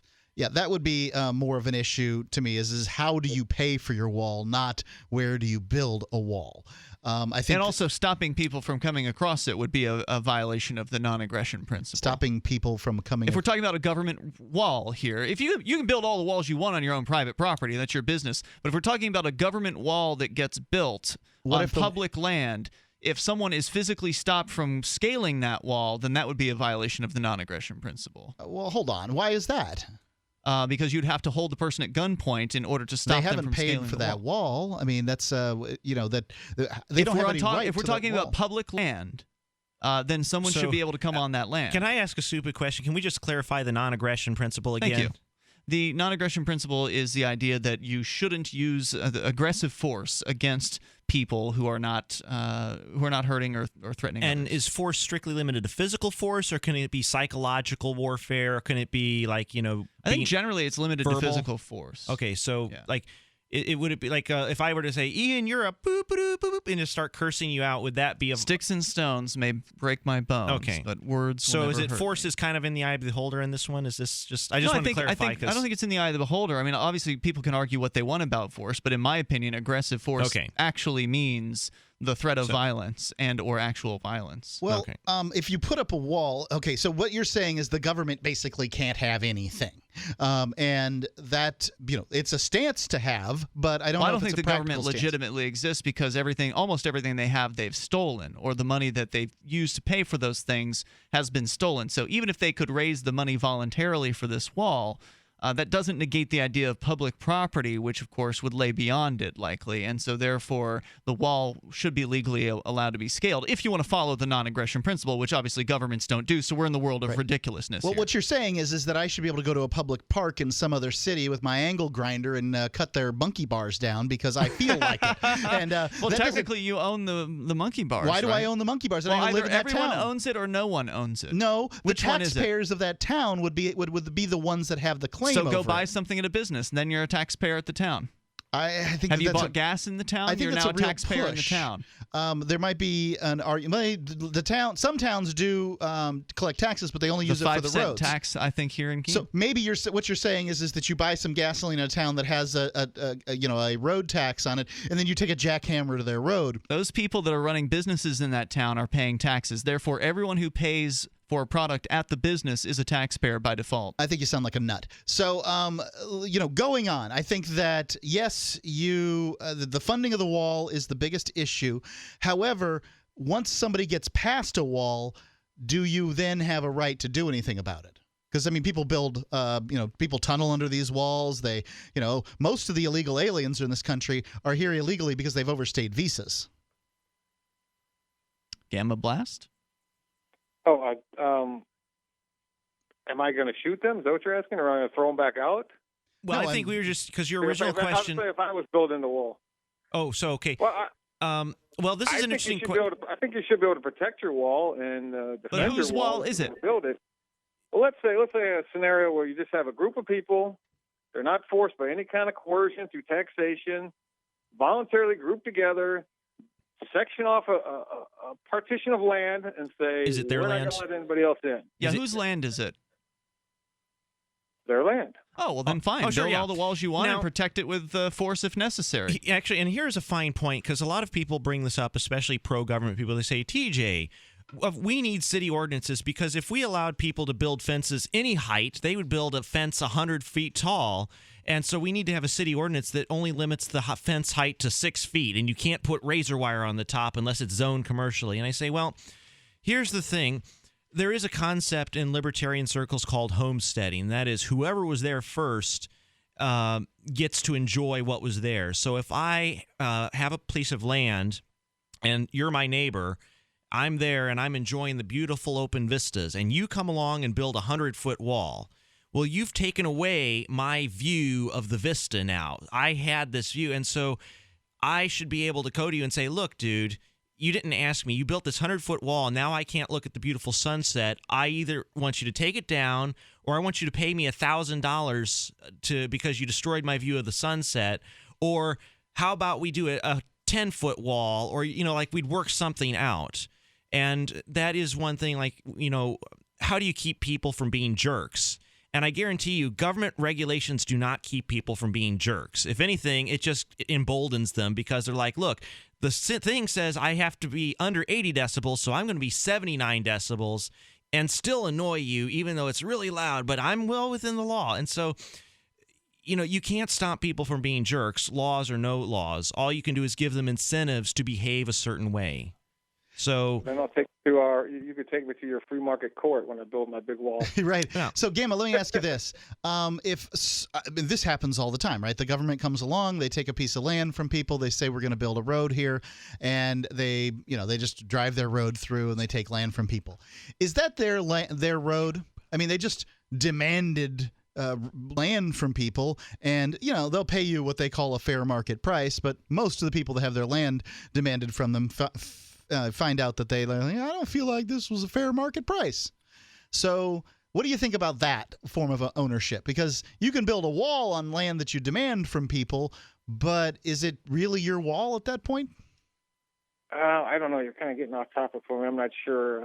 I was more thinking just the form of protection. As far as taking people land through eminent domain, I would say I don't believe in that. That's definitely force. Well, that's kind of what the United States government's going to have to do to build a wall. And by the way, I totally support, as a libertarian, if you want to put up a razor wire fence with hedgehogs and you put warning, protected by Claymore landmines, if you cross this land, you will die, I think that should be allowed. I think you should be allowed to booby trap your own land as long as you clearly let everyone know, hey, if you trespass, you're going to have some bad things happen. Gamma Blast, thanks for the call and the question. Appreciate it. Toll-free number is 855-450-FREE. That's 855-450-3733. What would a free market in courts actually look like? And morality versus legality. We've got big questions and big issues here, but we'll also zero in back on James's case, too. It's Free Talk Live. As the cold and flu season approaches, Silver Lungs is ready to help you and your family through the toughest of the year by supporting your immune system and overall health. From our best-selling colloidal silver generating system to our entire line of silver-based skin gels, nasal sprays, soaps, and silver solutions. Silver solutions remain one of nature's most powerful and least expensive antibacterial agents. Now you can produce your own for pennies a day in the comfort of your home using the breakthrough technology of the Silver Lungs generator. Learn more today at www.silverlungs.com. So you've got to take a state construction license exam or certification. Can't decide on what books or what chapters to study? Discover right now how you can eliminate unnecessary books and wasted study time. At contractorexam.com, our study materials zero in on state-required test topics in an effective, multiple-choice format. So whether you're a plumber, electrician, general contractor, or other construction-related trade, contractorexam.com will help get you prepared. Visit us at www.contractorexam.com today. I've been told no in many different ways. I give you an order and you're going to obey it. George, you can go this way. You can do that and you have to leave here. You cannot bring signs into the rally. Walk with me. Well, I'm comfortable here, actually. Whoa. Hey. Who do you think you are? Excuse me. There is no video and audio allowed in this office. No, I have work today. You ain't going to make it. Wait a minute. Hey! Oh my God! Unbelievable! Why are you running from me? Because you're scared me. What am I being detained for? You're being served. What is this? You're being served. What is this? Bureaucrats have a funny way of telling people no. That's the sound of the men working on the chain. Derek J's Victimless Crime Spree. Watch it for free and order the Director's Cut DVD at victimlesscrimespree.com. Ross Ulbricht was convicted in early 2015 of running the infamous Silk Road Underground Market. The Silk Road was a gift to humanity and helped reduce the harms brought on by drug prohibition. For this good deed, Ross has been sentenced to life in prison with no possibility of parole. Now, an appeal is Ross's only chance, and he needs your support. Please visit freeross.org, where you can contribute via various methods, including Bitcoin. Visit freeross.org. That's freeross.org. Here's a chance to do a little activism while you're cruising Facebook, Twitter, or Google+. Between the LOL cats, the recipes, the hot girls, and the inspirational sunrise memes, Free Talk Live's posts pass by your newsfeed. Like them, comment. It gives us more exposure. If you don't see our posts, click like at facebook.freetalklive.com and then hover over it to click Get Notifications. It's an easy way to spread the ideas of liberty a bit further. I know you're busy, but you can spare that tenth of a calorie it takes to click on something. Facebook.freetalklive.com. This alert alert just came in. This special announcement is for business owners and leaders of organizations who've been waiting for the right time to build. General Steel has made it impossible to wait any longer with rock-bottom prices that could save you thousands. That's right, General Steel, America's leader in pre-engineered structures, is offering buildings at prices you will never see again. Don't miss these prices. A 50 by 100 for under $30,000. You heard right. That's 5,000 square feet under $30,000. Manufacturers, if you need a larger building, try a 100 by 100 commercial building for $129,000. You can't afford to rent with these prices. Imagine a 70 by 100 foot church building for under $69,000. With the economy improving and interest rates still at historic lows, you can't afford to wait. Call 800-917-8251. 800-917-8251. 800-917-8251. If you enjoy LRN.FM, please contribute to your favorite shows via their websites and become an amplifier at amp.lrn.fm. That's amp.lrn.fm.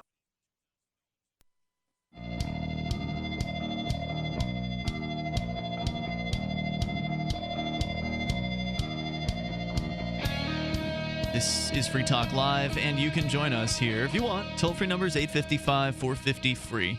That's 855-450-3733. With you in the studio tonight, you've got me, Ian. TJ the Spy. And Mark. And inviting you to freetalklive.com. Enjoy the features there. We're holding another drawing to win one of the best non-lethal self-defense products available. Wait. Another one. Wasn't there one that ended today? That's right. Okay, so a different one besides Okay. Another contest, another opportunity to win. Yes. I am listening on pins and needles, Mark. This is great. It's the Dad. The Dad is a pepper spray LED light combination. So it's a flashlight with a pepper spray, plus a Bluetooth built-in GPS technology for the crowd alert system. It's lightweight, water-resistant, and durable thanks to its polycarbonate housing, making it virtually indestructible. You can learn more or get one for yourself or a family member. You want to make sure that the self-defense tool, it's the self-defense tool that if they need one, that they've got one. Do we have one of these available? Well, you can go to tigerlight.net to take a look. You can't win this one, buddy. Well, no. I'm going to buy one. I think it would be funny to spray me and tape record the whole thing and play it because I've already been pepper sprayed by my friend Colin, who lives at the Quill in Manchester. I've got one in my pocket. Oh, really? Yeah. We can do that later. I think if you're really serious about doing that, we need to do some product testing. TJ, for our customers, we need to make sure that it could be viral. I mean, that could be a really big thing for Tiger Light or Free Talk Live. Certify that this thing actually hurts like hell, and there is no way I could possibly hurt anybody after getting hit in the face. That's the kind of video that YouTube audiences would love. But look, if you're going to do that, you want to do it during the daytime and you want to do it outdoors. Right. Yeah. You want to, I didn't say I was going to do it right now. Right, I mean, just I to have be to go clear. have dinner after the show and make signs. You can enter our latest drawing by going and downloading. You listen to our podcast this Saturday and Sunday. You can download the podcast on Saturday and Sunday, and then send your answer to the question that we'll be asking to contest@freetalklive.com by Christmas for your chance to win. So we'll ask a question on Saturday or Sunday. You download those two shows, listen to those two shows, answer that question. You'll be email your answer in. Is there a wrong answer and a right answer to the question? You answer. It's not yes or no, buddy. Okay. You can't just spam us yes or no at contest@freetalklive.com. As a matter of fact, I will tell you now. Answers could be wrong or right if they're not yes or no as well. Like you could be asking for some other answer and it could be wrong. Right? Is there going to be one answer to this question or Ian? Listen to the damn shows if you want the answer to the question. I'm just saying, I don't even know what the question is, and I'm going to be on the shows. Here's the hint. The answer is not yes. Okay? Contest@freetalklive.com is where you'll have to send your answer in, and you'll have to send it by Christmas in order to win. So you can't just answer the question out into the ether. Obviously, you'll have to send us your answer. But somebody will win that handheld Dad system. It's awesome. About $130 value. Our toll-free number tonight is 855-450-FREE. One of the questions we had earlier was about, how would the justice system work in the absence of the monopoly that we have today, this government monopoly? And one of the things that we can say for sure is that we don't know exactly. I mean, we can have some ideas about what might actually transpire, that there might be competing justice systems. We might have 500 different ideas because, Ian, you hurt me, so I think our solution is to determine who's right. We're going to get in a cage and beat the crud out of each other until one of us is unconscious. And you agree to that. if that's how we want to work out our problems, I see no problem with that. Which I'm glad you mentioned that, because it brings us back to the discussion we never completed about this, which was Mark wants to come at me for some kind of suit. You're going to be the arbitrator. Mark files a case, but I'm saying, I'm not going to that. What happens in the supposed free market justice system to someone who is basically laughing at the idea of going to arbitration? Me knowing who Mark is, if he's making an accusation against you and you refuse to even dispute it, I would probably not talk to you and just shun you. My reputation would be harmed, basically. So some predict the idea of a reputation system. So you know about credit ratings, obviously. Reputation system would take that to a similar, if not different I'm pretty sure they exist. One I can think of is Yelp. Another one I can think of is eBay's rating system. Right. Amazon has a rating system for sellers. And there likely wouldn't be just one rating system either. Right. But, of course, that does bring beg the question of, well, how will all this be organized? How can one person be rated in, if you show up in a new town, how are they going to know who you are? And these are the things the market has to figure out. We don't know how that would all work. Well, I mean, if you look at, for instance, I don't know how TransUnion and these Equifax and Experian. Yeah, these organizations work, but I wonder what it would be like if I, say, went down to Belize and tried to get a mortgage. Would they check my U.S. credit? Or would they start all over again? I don't know the answer. If they start all over again, we have a bad system on the planet, and it should be global, not designated to. It's funny you countries. mention that, Mark, because my ex-husband, he actually was a Mexican immigrant. He was a U.S. citizen immigrating to Mexico. He was trying to obtain Mexican citizenship. And he was trying to get a bank loan, and he required 3 Mexican citizens to write letters of references to say this is a person of good moral character who had to be customers of the bank. So I thought that was kind of an interesting security measure. Could you imagine your bank saying, Mark, to get a loan, how they used to do it. You need to have 3 other customers at our bank who will vouch for your ability to repay, that you actually work where you say you work. And I thought that was just an interesting way they did it down there. That was just one particular bank in Mexico. I don't know. There might be other ways. But, yeah, different cultures do different things different ways. Yeah, so let the market decide how all of this would work. There's a great book called The Market for Liberty that I actually turned into an audiobook. I did not write the book. It was written back in the 1970s, long before the idea of the internet ever became reality. And so obviously now we have this amazing way to transfer information instantaneously that would certainly help facilitate whatever system the market or systems the market ends up developing. So we just want to have the opportunity to try something different. And with the government's one-size-fits-all system, it's really hard to do that. Meanwhile, with the government one-size-fits-all system, there are some major changes that can be made to make it a better system, like ending the war on drugs, for instance. That would free up all manner of court time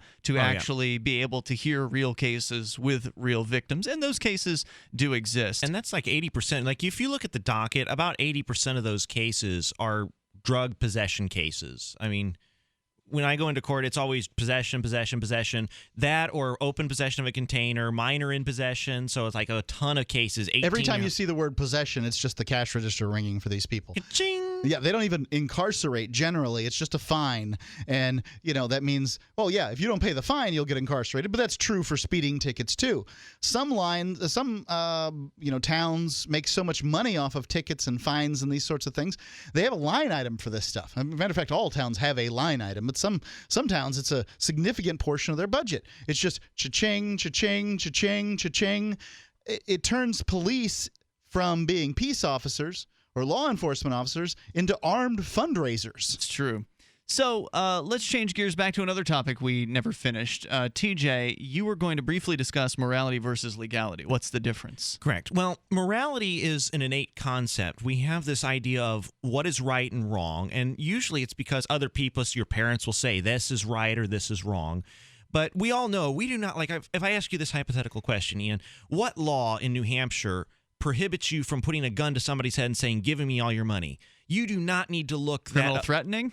Well, you don't need to look in the law book to know that that's wrong. Right. That's just something, morally you should know that you can't go into a bank, put a gun to a teller's head and say, give me your money. This is what was meant by ignorance of the law is no excuse. Back in, what was it, the 12th century or something like maxim, that? Yeah. Because you didn't need to know the laws because you knew what was right and wrong. And so the law is an attempt to formally codify with words what we want to prohibit. We think something isn't wrong because it's illegal. It's the other way around. Something is morally wrong. We want to ban it. So we say it is illegal to put a gun to somebody's head and demand to give them money. And where people get confused is when a law is passed And there's significant debate about whether something's morally right or wrong. So a good example would be drugs. Do you or do you not have the right to put into your own body, question one, do you own your own body? And if you do, I think you do. Why don't you have the right to put into it whatever chemical compound you see fit? You should have that right, but there are men with guns out there who will stop you if they know that you're doing that. If you commit an act on that chemical compound that you should be held liable for, then you should be held as liable for that as you would if you had not taken it. Well, one of the arguments is we need to ban heroin because heroin addicts go out and commit burglary and steal things to support their habit. I'm like, well, arrest them for burglary and stealing. That's no doubt. Toll-free number tonight if you want to join us, 855-450-FREE. That's 855-450-3733. You can share your thoughts on morality and legality or the court system or whatever happens to be on your mind. You can join us also via Skype at Skype username LRN.FM. This is Free Talk Live. For P150, P150GA, P150OK, P150TN, C250A, C250E, C250Q. Not available in all states. Have you put off seeing the dentist because you can't afford to go? Are big dental bills taking a big toll on your wallet? Would you like to have dental insurance but think it's too expensive? If you answered yes to any of these questions, call Physicians Mutual Insurance Company for a free information kit. See how you can help protect your teeth and your wallet by calling now. 1-800-647-9959. This is real dental insurance that can help cover over 300 procedures. Everything from cleanings and fillings to crowns and dentures. Your acceptance is guaranteed for one of these insurance policies, even if you're retired. You can see any dentist you choose, and you'll never pay a deductible. Call in the next 10 minutes, and we'll rush you a free information kit with all the details. 1-800-647-9959. That's 1-800-647-9959. 1-800-647-9959. My name is Bill Bonner, and I have an important message. Right now, the highest levels of government are struggling against an inevitable crisis, but they're about to lose control. When this happens, it will rip our country apart in ways you never imagined. From where we shop to the family you want to protect. Look, I've made predictions like this before. A few years ago, I warned that the housing prices would collapse. Before that, I warned that .com companies would crash, and they did.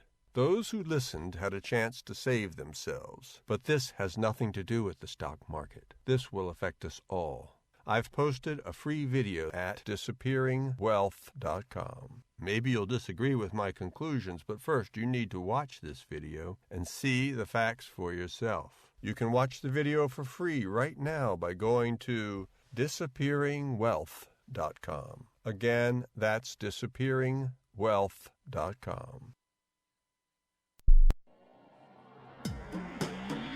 Free Press Publications is an independent, alternative media and publishing company founded in June 2009 with the mission of ensuring a free press for the freedom movement and is committed to spreading the message of peace, freedom, love, and liberty. FPP also gives new authors an avenue for publishing freedom-oriented material. FPP brings you daily news and commentary on the website fpp.cc, as well as a daily 5-minute newscast, FPP Radio News, and weekly news, views, and commentary in the FPP Freedom Minute and Peace, Love, Liberty Radio at fppradio.com, and the monthly newspaper FPP News at news.fpp.cc. Find FPP online at fpp.cc. That's fpp.cc, as in Creative Commons. So you've heard all 3 hours of the latest episode of Free Talk Live, and you're still hungry for liberty-oriented audio content? Did you know that we have another 24/7 audio stream at LRN.FM? The Liberty Radio Network airs the latest episodes of some of the best liberty-oriented podcasts on the internet around the clock. In addition to recorded content, you'll also hear live shows like Free Talk Live, originating from our Keene, New Hampshire studio. So listen anytime at LRN.FM. That's LRN.FM. So you've signed the Shire Society Declaration and are planning your move to New Hampshire to be around more liberty-oriented people. Next, sign up for the Shire Society Forum at forum.shiresociety.com. There are a bunch of people there who are already in the Shire, and they want to meet you. If you're already in the Shire physically, you should also come by the forums. Remember, not everyone uses Facebook. New people are signing up for the Shire Society Forum every month, so drop in and say hello at forum.shiresociety.com. You can put the Liberty Radio Network on the air in your area. Visit broadcast.lrn.fm to learn how. Broadcast.lrn.fm.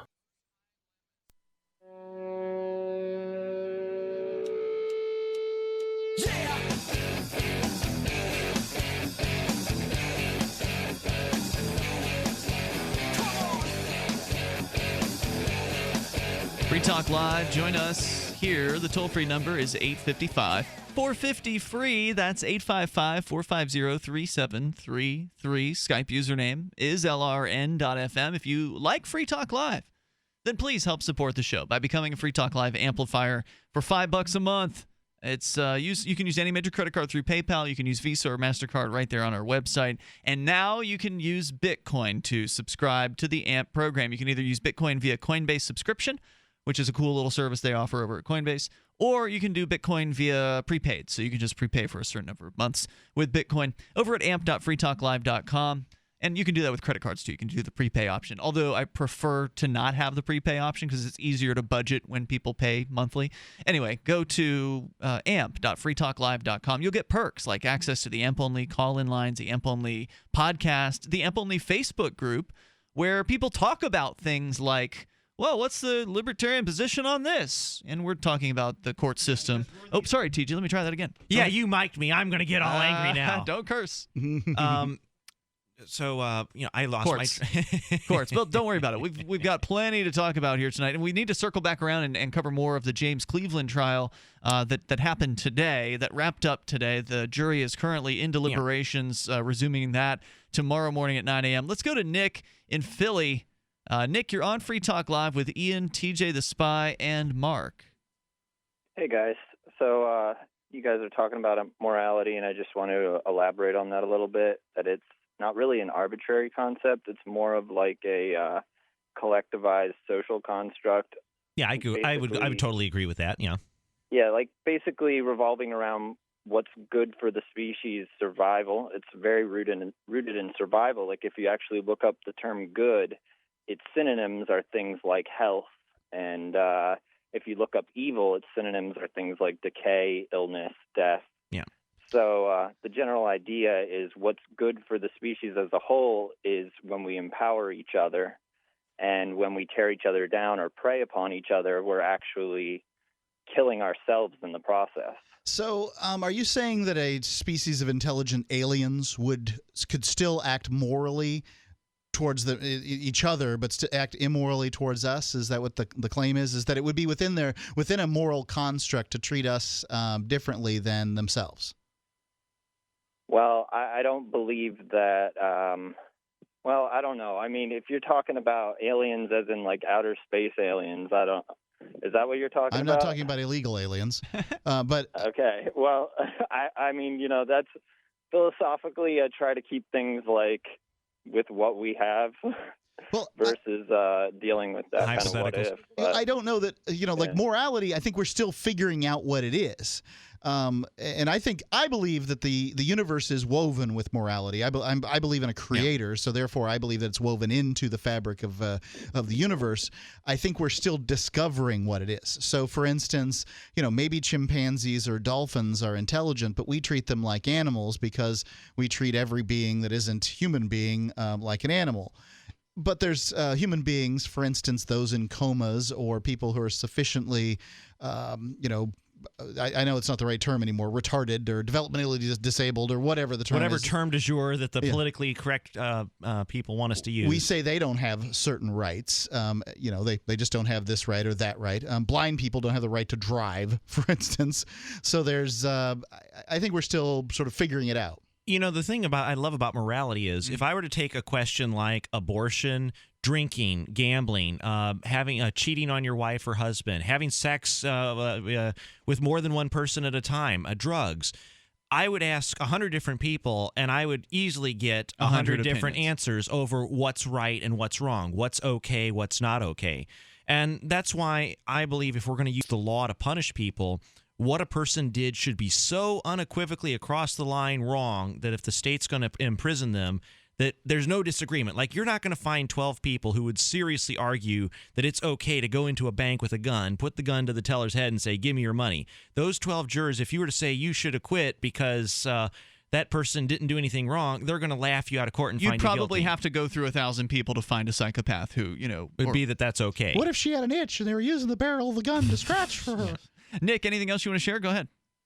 No, that was basically it. Hey, thanks for the call, man. I appreciate it. Our toll-free number. Well, these people just derail my conversations. Our toll-free number is 855-450-FREE. That's 855-450-3733. So more on morality versus legality, or back to James Cleveland? I think, the thing I love about the law is it's so complicated. And so we spent... That's one of the things I hate about it. Well, it's interesting to me. I guess maybe it's the sciencey part. Well, yeah, because we spent an hour over just the definition of disorderly conduct. Like, we all have this idea. In court today. Disorderly conduct. We all have this idea. It's a drunk guy out there being a jerk and, really making a mess of things, maybe smashing beer bottles, brawling. That's kind of like of our intuitive understanding. But if you actually look up the law, it has this very precise definition, including failure to follow a lawful order from a police officer. Well, what the heck is a lawful order? Well, now you have to look that up. A lawful order is when you stay on an area that is closed to the public. Well, what does it mean to be closed to the public? And so they have a definition for that too. And so ultimately, the problem with the law is it uses words, and you're trying to interpret what did the legislature intend to prohibit. And what's reasonable? And thank goodness we have 12 common sense citizens who can look at the facts and just say, what the heck should we do? Man, you have a lot more faith in those common sense citizens than I do. He's new here, Mark. Well, I have more faith in those 12 citizens than I do in the prosecutor and the police, who have clearly shown that they're insane. I mean, willing to lie. And willing, they're willing to spend any amount of money, and they're willing to throw James in jail. And it's like, how is putting him in jail? 2 years. How is putting him in jail going to help James? Or okay, I think he's learned his lesson. He won't tell the officer no again because he had to spend $8,000. I think he's been punished enough. But they're insistent. No, it's never enough. He must go to jail. Yep. That's going to teach him a lesson. And I said, well, no, it's not. If anything, it's just going to make him honestly, I think embittered. at this point, he's dug in so much that it's actually emboldening him. The more they try and punish him, the more he wants to fight back. So whatever the state is doing, it's counterproductive. Yep, that's true. Whatever behavior they are trying to stop James from doing, he's going to be doing it a heck of a lot more now. Yeah, I think that tends to be the case when it comes to liberty-minded activist types. The systems, control methods don't have the same effect on us. I would not be here in New Hampshire working with you being a troublemaker if it weren't for the fact that the state tried to screw me over one time. I was totally innocent, and I had to spend $11,000 protecting my good name and was totally innocent. And I didn't get that money back. For me, it was like $11,000 fine for a crime I didn't even. There wasn't. Yeah, it wasn't even guilty. It wasn't even like I was accused of murder and there was a dead body. It's like I was accused of murder and the person I was accused of murdering was still alive. There was no crime. Period. This is another thing from the criminal side of things. So on the civil side, a judge can rule, and in many countries it's just the matter of course. It's called the English rule, that if the loser pays the winner's court costs. And if the criminal justice system, if for whatever reason, they drop the charges, or you were found not guilty. Yeah, you were found not guilty. They had to pay your court costs. That would make a big difference. Yes. I don't know if it would be a game changer, but it would certainly be, I guess it would change the game. I don't know whether it would be huge. Because you can file frivolous lawsuits really for next to zero, right? Like only a few $100 you file a lawsuit. If it doesn't fly, you at the very least have wasted somebody's time. They've had to retain an attorney or whatever and have spent a lot of money. Well, if it's in civil court, there's a risk the judge could order you to pay the opponent's legal fees, the winning party's legal fees. In the criminal justice system, even if you win, you lose. That's absolutely true. And as Mark Stevens has put it over, he's the author of Adventures in Legal Land, whenever they come at you, whether it's criminal or civil, you're losing. Whenever the government comes at you, you're going to lose. At the very least, you're going to lose time. X amount of time in hours or days. And at the most, you'll lose your life. And generally, you'll lose time as far as sitting in a jail cell or money as well. And, I guess there's another tragedy that we don't talk about as much. But, not only has James spent over $8,000, in transcription fees, legal fees, 2 years of his life constantly in and out of court. Yep. Not only has he facing a criminal record where he won't be able to be an accountant because he won't be able to get a bond. But ultimately, we have 12 jurors. They've had to spend 3 days of their life, and they get $15 a day. But, the average keen person probably makes about $100 to $200 a day. So they're having to pay because they're taking off work to come deal with this thing that the state and James, we can't come to any type of agreement. The state says you got to do jail time, and we're saying we didn't do anything wrong.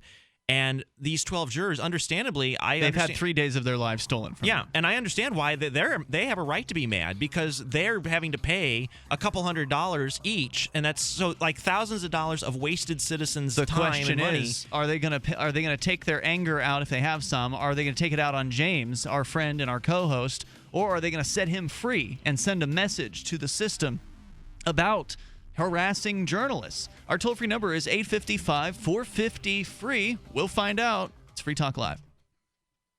Currency is too important a thing to be left in the hands of government bureaucrats, especially when billions of dollars can be created with the swipe of a pen. Overstock.com supports the cryptocurrency movement because it returns the power of an inflation-proof money to the people where it belongs. Did you know that you can use Bitcoin to pay for anything Overstock.com sells while enjoying free shipping on orders of 0.211 Bitcoin or more? If you support freedom in the cryptocurrency movement, you should support Overstock.com. The new 4th edition of Healing Our World, The Compassion of Libertarianism, will take your understanding of liberty to a deeper level and has over 1,300 updated references, new cartoons, and a foreword by Dr. Ron Paul. With discounts for multiple book purchases, the new Healing Our World is a great gift this Christmas for the liberals, pragmatists, environmentalists, and Christians in your life who think libertarianism is cold-hearted. Get yours today at healing.freetalklive.com and use promo code FTL for a $5 discount. If you want to play online poker with Bitcoin, you need a site that's trustworthy and technically sound. The site managers of swcpoker.eu have proven their commitment to bringing you great gameplay from a site you can trust, swcpoker.eu. They have lots of new games too, including Chinese poker, and their Krill leaderboard is open right now. It's a beautiful site, easy to use with lots of players. Go on over to swcpoker.eu now and have some fun with your Bitcoin. swcpoker.eu. LRN.FM is proud to announce our official listening apps for Android and iOS devices. Now you can easily tune into our streams anywhere, anytime on your smartphone or tablet. Just visit apps.lrn.fm or search for LRN.FM in the Android or Apple app stores. Please download, rate it 5 stars, then share the link on social media, and let your friends and family know how you're listening to LRN.FM. Download it now, free at apps.lrn.fm. That's apps.lrn.fm. You're listening to the live edition of Free Talk Live. Hour number 3 is next after the news here on the Liberty Radio Network at LRN.FM. From Keene in the Shire, the Liberty Media capital of the world, this is Daryl W. Perry, host of FPP Radio News for Wednesday, December 16th, 2015. Silver is trading at $13.83 per ounce. Gold is valued at $1,065 per ounce. And according to BitcoinAverage.com, the average price of Bitcoin is $464.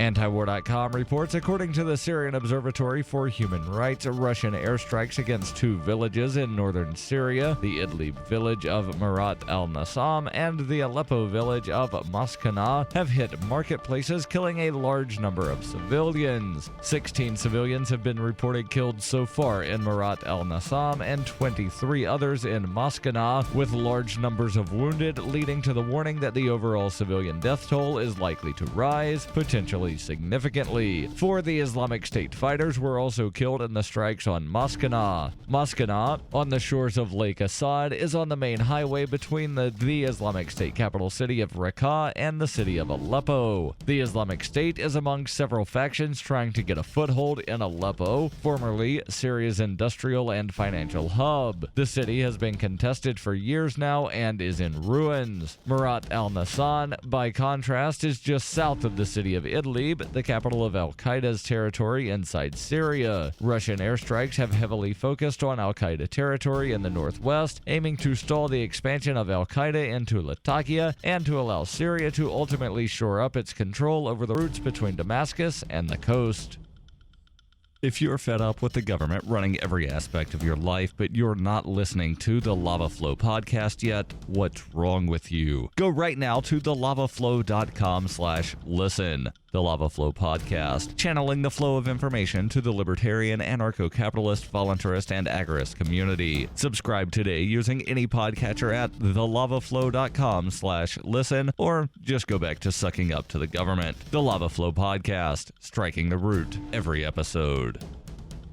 UPI reports state and local governments nationwide have passed laws allowing them to refinance federal student loan debt, seen as a way to propel economic growth and chip away at education debt that is holding back young professionals. Montgomery County, Maryland is the latest to look to set up a student loan refinancing authority, giving the county a chance to extend low interest rates to borrowers. Already, several states, including California, Maine, and Minnesota, have created refinancing programs. Student loan borrowers across the country owe some $1.2 trillion, with about $103 billion in default. Some experts say a generation of young adults is being crushed under overwhelming debt, causing a trickle-down impact on the economy. For decades, states issued federal student loans through their own student loan authorities or banks. In 2010, after the U.S. Department of Education began issuing loans directly, state agencies began closing their doors. Now, many states are reviving their agencies,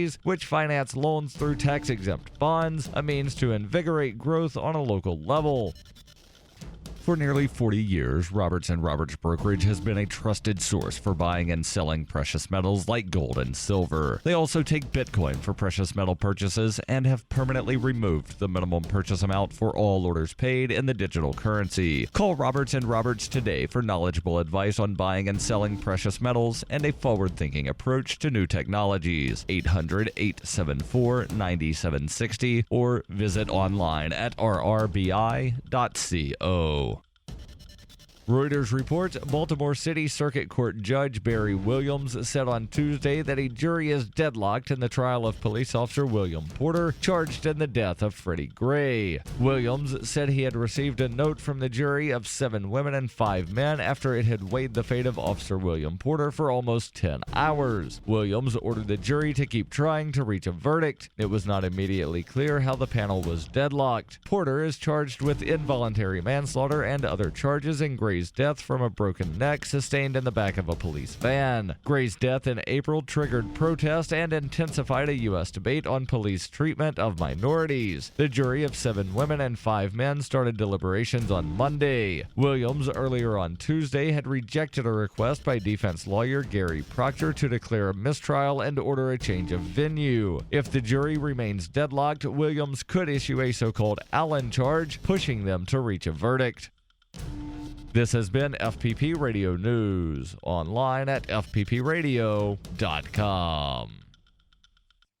Following the conclusion of yet another day marked by a litany of tedious and unavoidable realities, The Onion spoke with sociologist Dr. Timothy Coghill, who told reporters that the nation would be forced to go through all of it again tomorrow. As our projections demonstrate, tomorrow, like today, every man, woman, and child in America will wake up and do it all again. All of it. Including traffic, the workday, bad coffee, your kid's soccer game, laundry, the struggling economy. Statistical evidence also showed that the nation would once again endure traumatic childhood memories, Twitter, anxiety, poverty, consumerism, rampant abuses of the legal system, joint pain, racial inequality, global warming, the steady erosion of civil liberties, violence, loneliness, disease, unresolved intimacy issues, the ravages of age, hunger, sexual frustration, existential dread, the looming specter of death. For more on this unending story, check this week's Onion Review. This is the Onion News Network.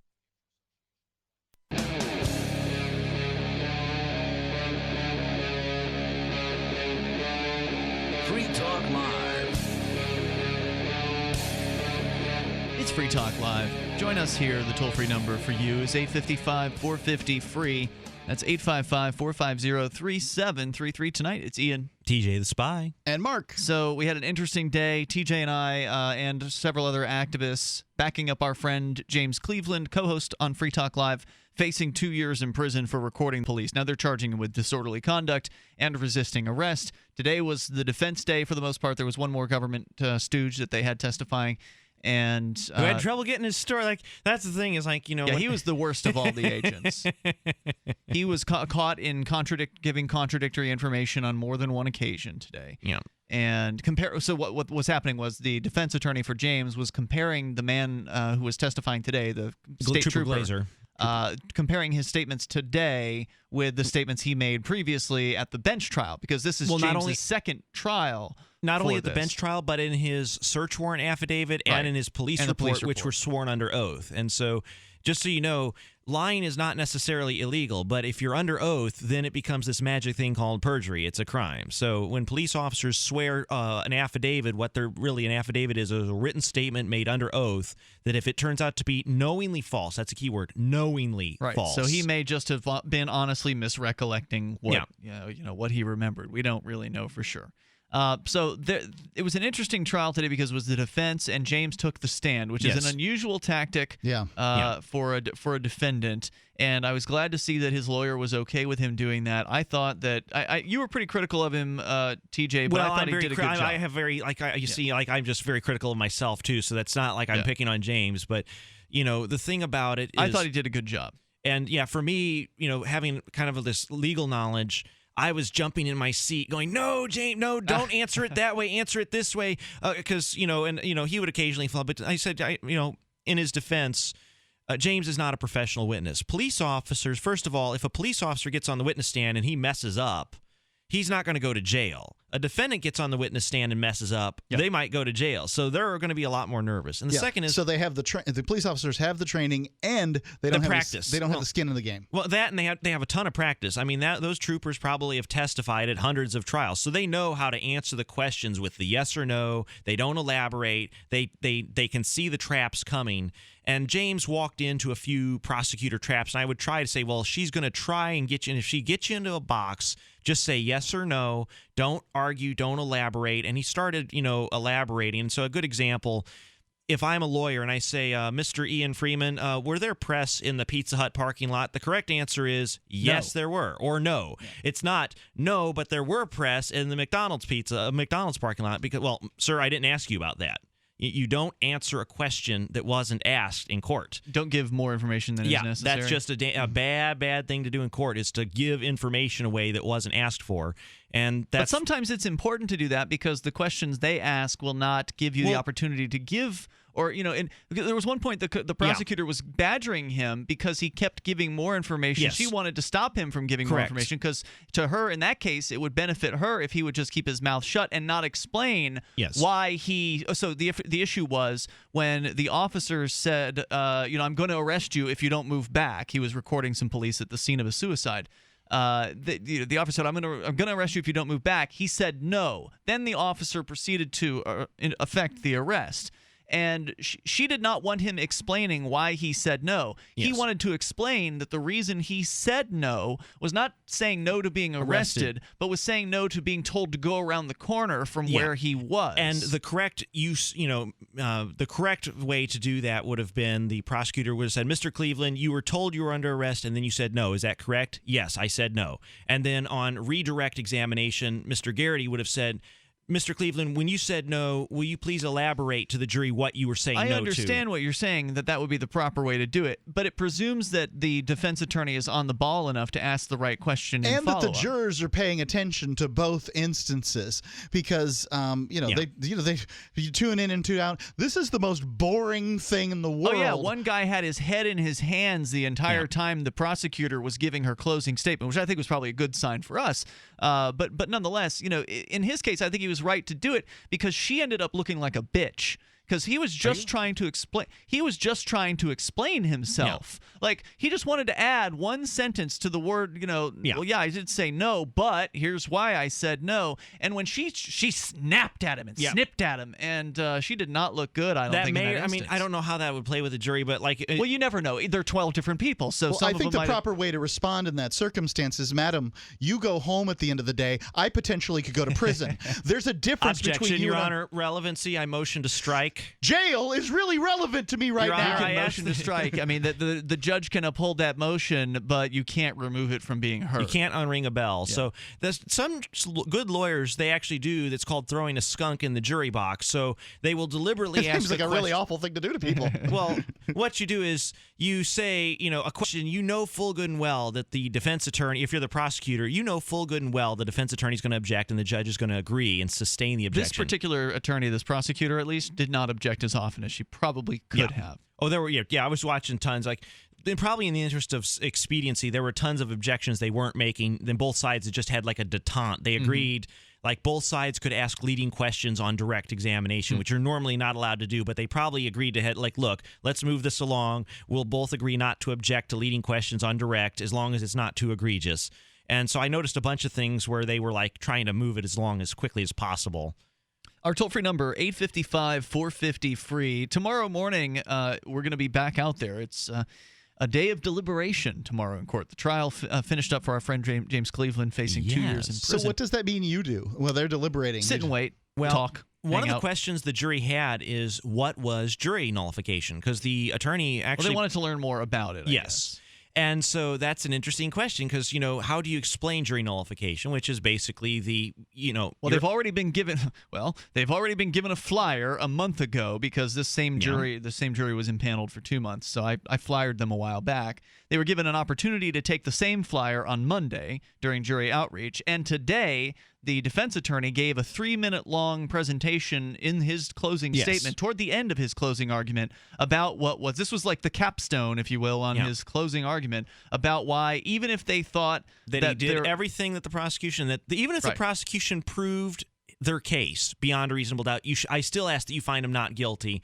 And my jaw about hit the floor because if he would have tried that in federal court, he would have gotten like 2 words out and then... But we're not going to leave it at that. Tomorrow morning, we're going to do more jury outreach. Since we did find out that they wanted to know more about jury nullification. Oh, yeah. You're going to make up some custom signage tonight. Yeah, on the back of $1 bills. So I figured the best way to get people to take your flyers. This is a new idea. Well, yeah, see, the problem, Ian, people don't want to take literature. It's like, oh, no, not more of this stuff. But, sir, would you like a free $1 bill? And I'm going to give them out to every single person that enters that courthouse. So I'm not trying to contaminate just the jurors. I'm giving it to everybody coming to court that day. Yeah. And I'm expressing my constitutional right to say, look, if you're a juror, you have a right to say not guilty, and you do not have to justify your verdict to anybody. If you say not guilty, there's no discussion. There's no reason. You don't have to justify it to anybody.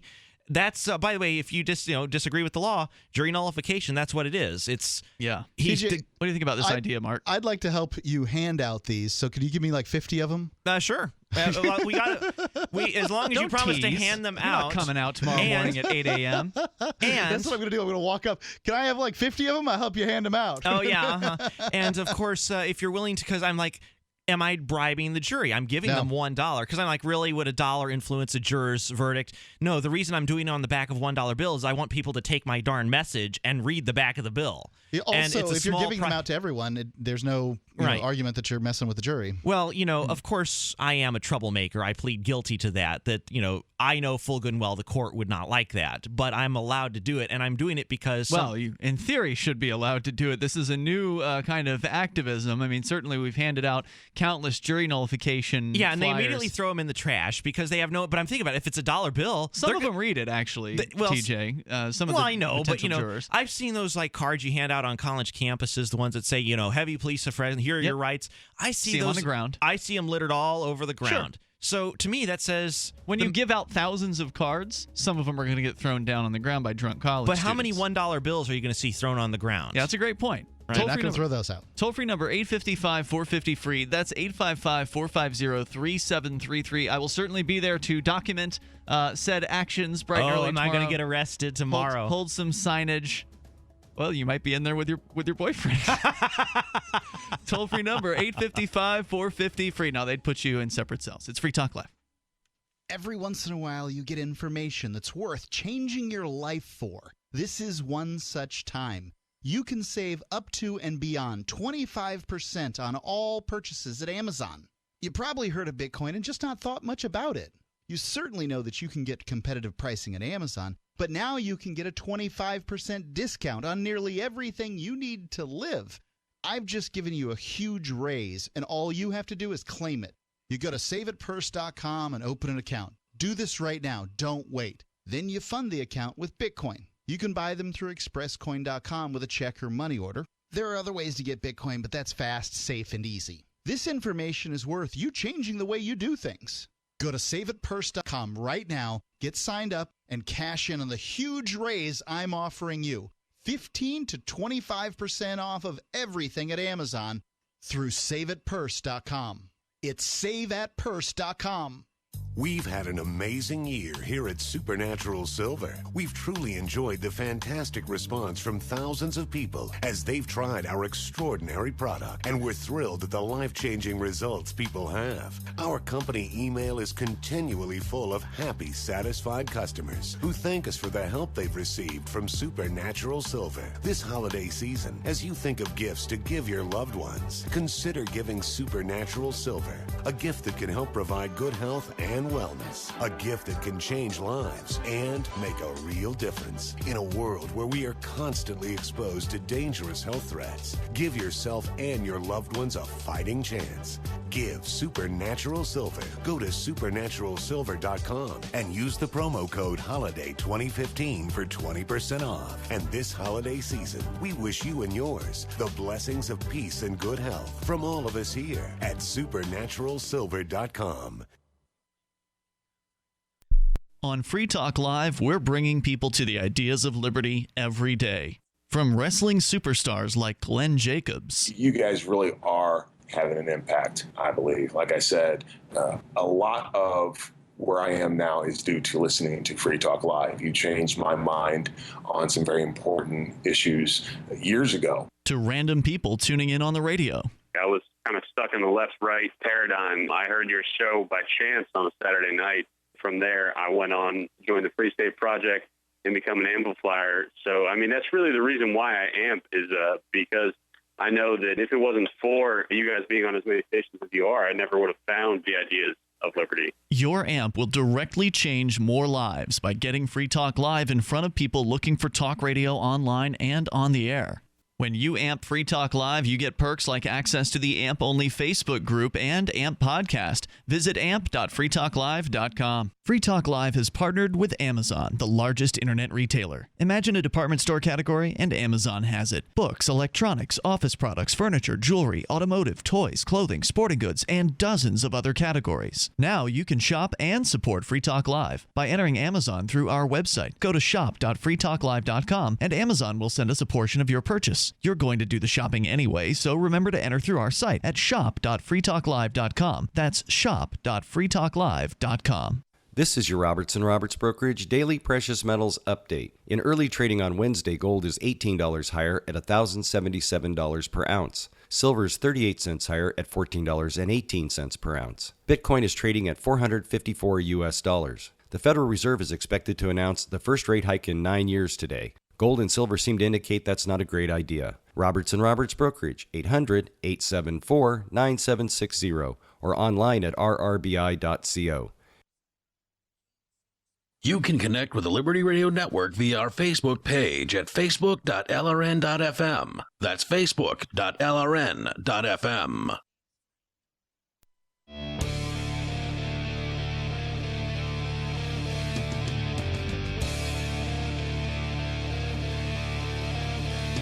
You've got Free Talk Live, and you can join us here, be part of the show, bring up whatever's on your mind. We are talking in great detail about the James Cleveland trial, lots of different issues that surround it, what it's like to be in court, etc. Our toll-free number, 855-450-FREE, 855-450-3733. Jury nullification, we're sort of broaching that subject here because it's super important to those of us here that are actively supporting our friends in the court system. Our friend James Cleveland, co-host on Friday nights, he's facing 2 years in prison. And while the attorney in the case, the defense attorney, certainly doesn't believe the state has met its burden of proof, he did point out today that even if the jury believes it has met its burden of proof, that they should vote to acquit, that they should use their power of jury nullification. I actually do have the audio from it. I hope we have time for it tonight. If not, I definitely will be playing it in the coming days on Free Talk Live because it's excellent. Yeah. This guy's statement, it's 3 minutes long, so it's going to be perfect for a YouTube video upload. he nails jury nullification in his explanation and his exhortation of the jury to actually use it. It was a very, I think, persuasive speech. Sadly, in New Hampshire, one of the problems here with the court system is the defense does not give the last argument. So the defense gets to go, and then the prosecutor gets to go, because that's fair, right? So often I wish that I were the one, being the defense attorney, because there's so many things I want to say to the jury. I was ticking off the things that I would have said if I'd have been up there that he didn't say. I just imagine these things. And, in the closing statements, one of the things that I'd like to point out to them is, look, the reason that we have a freedom of the press in this country isn't because we had some magnanimous and particularly intelligent founding fathers in this country. The reason for the freedom of the press is because of some vigilant people who worked for the press, who refused to back down at some point in the past prior to the writing of the Bill of Rights. And ladies and since gentlemen, then. I suggest to you that the Bill of Rights did not float from heaven down into our hands, but in fact every one of those rights was fought for by somebody who was likely pretty annoying to those who work for the government. And if you want to have more rights, or you want to keep the ones you have, the people we need to protect are those who annoy us most. Yes. Well, rights are use them or lose them. So, like, if, James, he could have complied and moved around the corner, but he drew the line there. That's where He'd already moved back twice. Twice, yes. And, I kind of wonder, what alternative method could have happened, if the officer could have said, well, look, if you want to stay there, that's fine, but if you get shot, it's not on me. That's what a reasonable officer would have done. Yeah. Would have, when James specified, and it's in the recording, James says, hey, I'm willing to take the risk. Yeah. Okay, I understand you're telling me there's a man with a gun over there. Gotcha. Thank you. I'm doing my job here. I'm going to take that risk. I feel sufficiently served and protected. Yeah. Begone. Move along, officer. Let's go to your calls and thoughts. We got Jeff. He's on the line in Illinois, and my phone system's responding somewhat slowly. Jeff, you're on Free Talk Live. Hey, guys. Here's an idea for Mark first. When you're one of those last-minute thoughts of somehow if you have text your message to the lawyer, probably can't text it to the defendant, so you're in court, and if you can't say, stand up and say, hey, I object to that, you could text your messages. One time we went to a friend's court date, and you can't text. I'm sorry, you can't text a defense attorney while he's giving a closing statement or is questioning one of his subjects or whatever. But we did have that covered. We used a program called Telegram, which is great. And we had James. It was nice to be able to communicate with each other in the courthouse. Yeah. But a lot of places can't do that because in a lot of places you can't even bring a cell phone into the cell phone gets put in some envelope and shoved behind the bailiff's desk. But, I would be saying... You were at least able to do that. Yeah. And so I would be saying, James, tell your attorney to make this objection or to point out this. And I would just bring it to the attorney's attention, and the attorney sometimes would take my advice and sometimes not. Sure. I mean, that's the thing is every decision I gave, it's like it's a judgment call. There's a risk to making a motion or making an argument. And, some of the things, I would point out to James, like James was not making eye contact with the jury. He was looking down at his hands. And I said, James, do not look down at your hands, because that indicates shame or I'm embarrassed somehow. You keep your head up. It either should be at the judge, the prosecutor, the defense attorney, the testifying, or the jury. And always look at the jury. Don't stare, but every minute or two, look over. When I'm looking at you, don't have a smile on your face. And meet different eye contact. Meet different jurors' eye contact. But you want them to see you. Don't you think that every once in a while, like when they tell a big old fat whopper on the stand, you should go, as a defense attorney, you should be like, give the that's a little risky. Look. That's a little risky. They can get away with it. Really, trooper? It's like you can. There's a fine art to what you can get away with and not. That's true. Jeff, any other thoughts? Go ahead. Thanks a lot. Are you guys going to stamp the wording on the dollar bills on the back of the dollar bills? I am doing that because I am known as the bill stamper. Wait, do you have a jury nullification bill or a stamp? Or are you going to write on the dollar I am using a inkjet printer this time because it's a short order. I don't have time to get a stamp made. How do you do that? How do you put dollar bills through an inkjet printer? Very, very well. Same way you put carefully? Man, it's an inkjet printer. You put paper in it and print stuff on it. Well, normally it's like tracks that move the normal size sheet of paper. Do you tape the dollar to the? No, you just put them in the bill feeder and tell them you're printing a photograph or something. Do they bother you about like saying you're defacing the dollar? It's not actually a dollar because dollar. Okay, so here's the thing about the law. There's the law as it's written, and then there's what the cops will actually do if you like violate. So legally, I'm not defacing the currency with intent to render it unfit for circulation. I'm not doing it for fraudulent purposes. In other words, I'm not trying to convert a 5 into a 50. I'm not printing fake money. And I am not printing, this is an interesting one, commercial advertising. So I cannot legally put an advertisement for like the Liberty Radio Network on the back of a $1 bill. That would violate Secret Service regulations. Huh. Really? Yes, really. Oh, how about Please that? don't do that, Ian. I've been doing it for a decade. I know, but yes, the Stamp Stampede, the Ben. Where's George was what... Where's George is okay because that's non-commercial speech. Well, I mean, the church So- owns Free Talk Live, so... Yeah. So that's the rules, non-commercial too. There are rules. You are not allowed to put commercial advertising on a Federal Reserve note. You may not deface it with intent to render it unfit for circulation. You may not do it with fraudulent intent. But otherwise than that, it's perfectly fine to write whatever you want on the back of a bill and distribute it. Jeff, thanks for your call tonight. I appreciate it. Toll-free number is 855-450-FREE. Ralph in New Jersey, you're on Free Talk Live. Hello, Ralph. I consider it a great improvement or a leap of faith. From when I last talked to you, White Guilty, for you to, come to terms and have a full understanding of what is reverse racism. Now, that's an ongoing case before the Supreme Court, the Abigail Pisser, University of Texas, race-based affirmative action. As you very well know, I do not know how Justice Antonin Scalia can be called a racist over, a legal briefing that he put out. Okay. Yeah. That, Well, I don't know, and I don't care. Legal briefing. That was some questions that were asked in Cross. What's he talking right? about? He's talking about, okay, so there's a case before the Supreme Court. You're talking about science and blacks.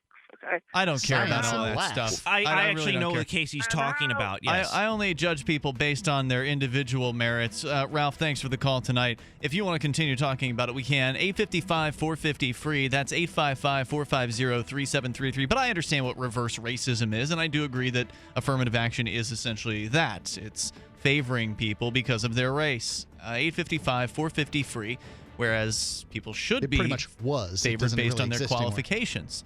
Oh, I bet you it does in a lot of places. It's Free Talk Live. Hiring guidelines enforced by government. So you've got to take a state construction license exam or certification. Can't decide on what books or what chapters to study? Discover right now how you can eliminate unnecessary books and wasted study time. At contractorexam.com, our study materials zero in on state-required test topics in an effective, multiple-choice format. So whether you're a plumber, electrician, general contractor, or other construction-related trade, contractorexam.com will help get you prepared. Visit us at www.contractorexam.com today.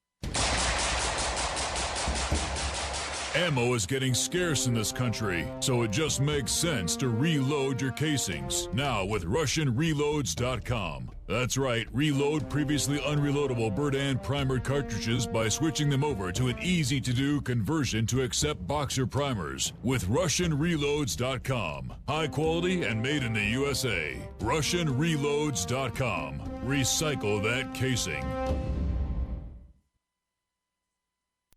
Every once in a while, you get information that's worth changing your life for. This is one such time. You can save up to and beyond 25% on all purchases at Amazon. You probably heard of Bitcoin and just not thought much about it. You certainly know that you can get competitive pricing at Amazon, but now you can get a 25% discount on nearly everything you need to live. I've just given you a huge raise, and all you have to do is claim it. You go to saveitpurse.com and open an account. Do this right now. Don't wait. Then you fund the account with Bitcoin. I know this sounds unbelievable, but at my house, we saved as much as 45% off of a new item on Amazon. This information is worth you changing the way you do things. Go to saveitpurse.com right now, get signed up, and cash in on the huge raise I'm offering you. 15 to 25% off of everything at Amazon through saveitpurse.com.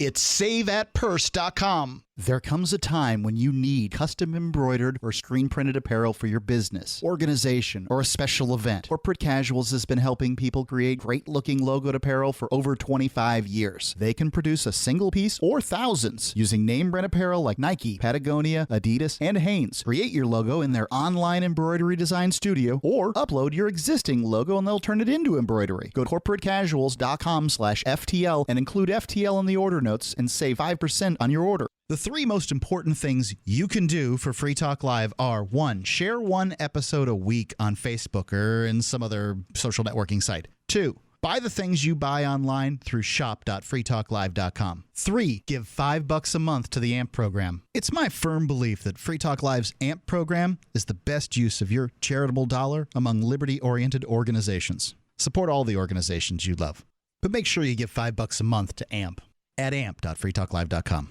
Money, power, and respect are all yours at creditsuccesssecretsrevealed.com. Be seen as an industry leader. You can do it. The last application you filled out when it was time to hit submit did your nerves spike. You didn't get the approval you seek, but there's a better way. We teach you exactly what to place into the right systems the right way the first time so you get approved. Get up to $100,000 in instant business credit. Many people will get cash on the spot. Use those two tools in your new corporate credit engine so you can walk into the bank and get your project funded today. It's all about today at creditsuccesssecretsrevealed.com. Credit Success Secrets Revealed is explosive and ignites instant results. Dial 1-800-707-8719. That's 1-800-707-8719. 1-800-707-8719. Or just go to creditsuccesssecretsrevealed.com.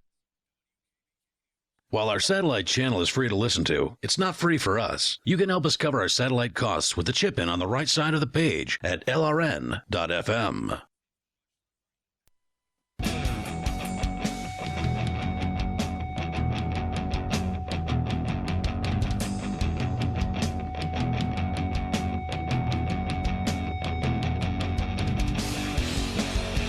It's Free Talk Live. Dial in toll free here, 855-450-FREE. That's 855-450-3733. With you in studio tonight. It's Ian. I'm TJ the Spy. And Mark. And don't forget, you can join us online. Just drop on by freetalklive.com. Lots of features are there on the site. Please enjoy them. And come out and see us in real life in about 2 months from today. It's actually starting on February 18th through the 21st. It's a full weekend of fun in Manchester, New Hampshire at the Radisson Hotel. It's right in the heart of downtown Manchester.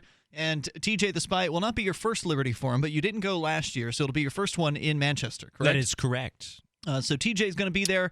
James, hopefully, if he's not in prison, will be at the Liberty Forum. I'll be there stamping my bills. Actually, he'll be probably, if he's sentenced to any kind of jail time, it'll be in jail, not prison, likely. But nonetheless, hopefully James will be able to join us as well. Mark, you and I are going to be broadcasting live every single night from the Liberty Forum. Come on out and join us, nhlibertyforum.com. The real reason to come out to this is to see the community, to experience what it's like to be around hundreds of people who care about freedom. Now, TJ, you're a relatively new mover to New Hampshire. I don't know, can we call you a mover?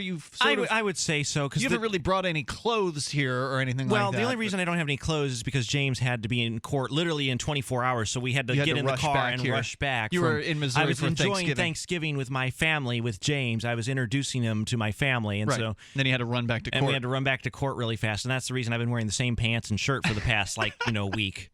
We have places where you can get those. Yes, but I'm a cheapskate sometimes. I don't want to buy clothes if I don't have to, so I just wash this, at night. And TJ only spends money on the important things like Chef Marvo in Hawaii.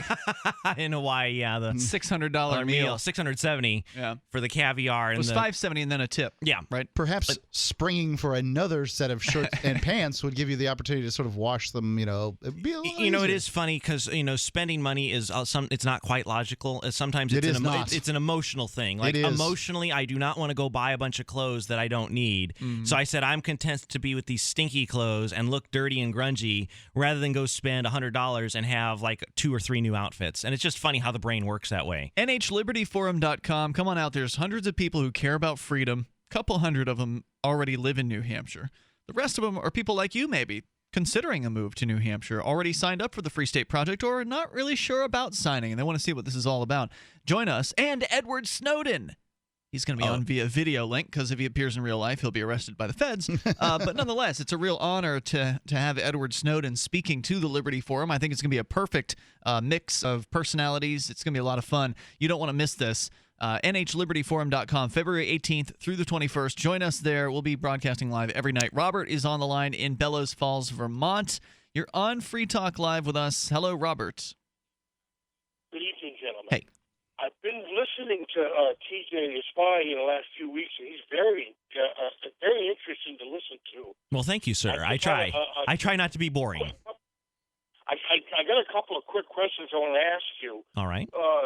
When you were in the government, were you working for the feds or the CIA? Okay, so my life story is I have a BS degree in math and a BS in computer engineering, and I was going to do my PhD.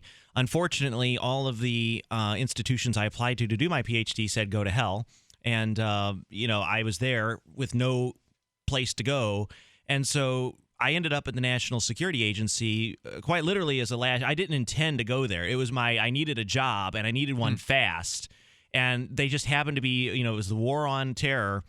They were offering a $10,000 signing bonus if you had a degree in engineering to sign on with them. And so I submitted my resume, I think, in April of 2002. And September 30th of 2002, my clearance was granted. I entered on duty, and I started my work as a cryptographic mathematician there. And so I was a code breaker for 3 years, 9 months. And I applied to the FBI because I thought about once on my 23rd birthday, I had to be 23 to apply, but I applied and got a conditional job offer to the Federal Bureau. I was going to be a Fed. But, without going into too much detail because we don't have time, but I ended up quitting and becoming a professional gambler. I used my degree in mathematics to play blackjack, and then you did pretty well. Enough to retire where I don't ever have to work again. I can't buy a Mercedes every year, but effectively I don't ever have to work again in my life. Yeah, if you watch your spending, you'll live comfortably. I can pay my rent, I can pay my food and pay my gas and pay my insurance. But I can't really go on big fancy trips. So the question is, for me, I was having that moment, what do I want to do with the rest of my life? And I said, well, I don't know. This seems like a good thing to explore right now, and that's why I'm here. There you go, Robert. Well, I got to say that this is a really good blend to have you in with Free Talk Live because you're really, this is fantastic. But I was kind of hoping Are you trying to get me fired, Robert? Well, No, I'm not doing that. But I was hoping you were going to say that maybe you were with the feds for a little while, or maybe the CIA, because I was going to. He was with the feds. He was an NSA agent. I was a National Security Agency mathematician. And by the way, I got a NSA mug here, but I've been to the CIA, and so it's kind of weird.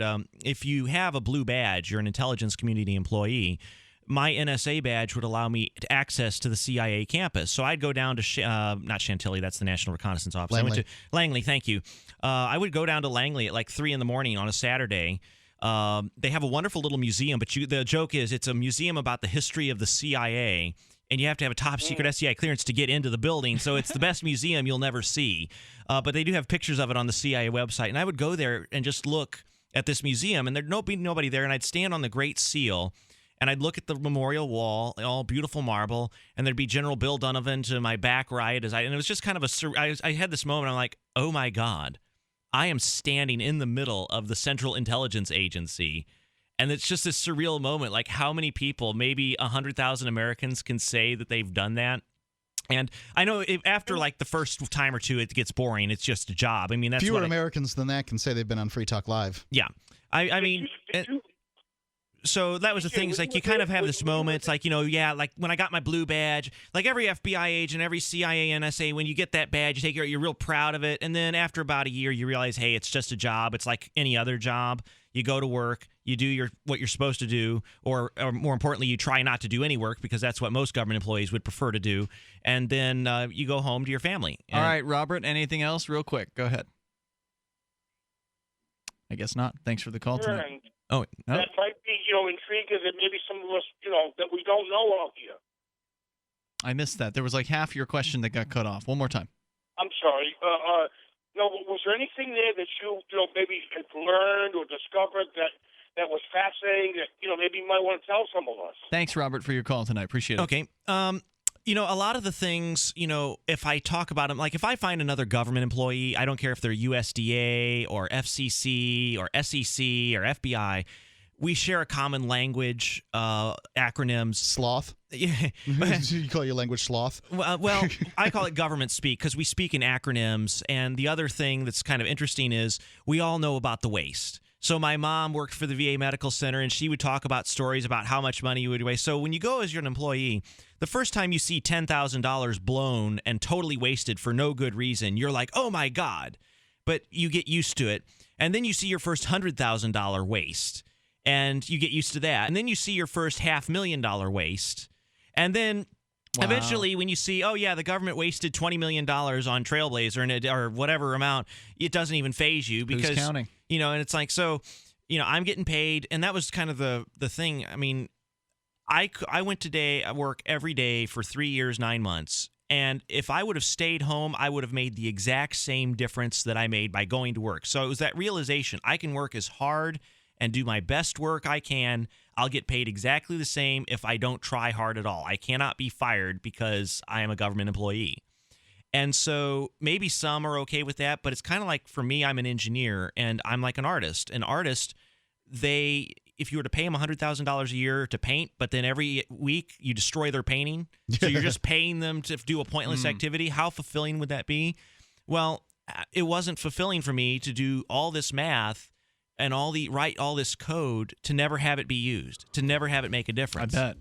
And Our that's toll-free why number, if you want to join us, is 855-450-FREE. If that's why and so that's the reason, like, a lot of people think it's a glamorous job. It really was probably one of the most awful jobs I ever had, and it's kind of embarrassing. People think it's like, oh, wow, you work for the NSA. And I'm like, oh, please, I cannot tell you how awful it was. Can't take the time back, unfortunately. There's more coming up here. Jury nullification, the James Cleveland trial where our friend is facing 2 years in prison for recording the police. It's Free Talk Live.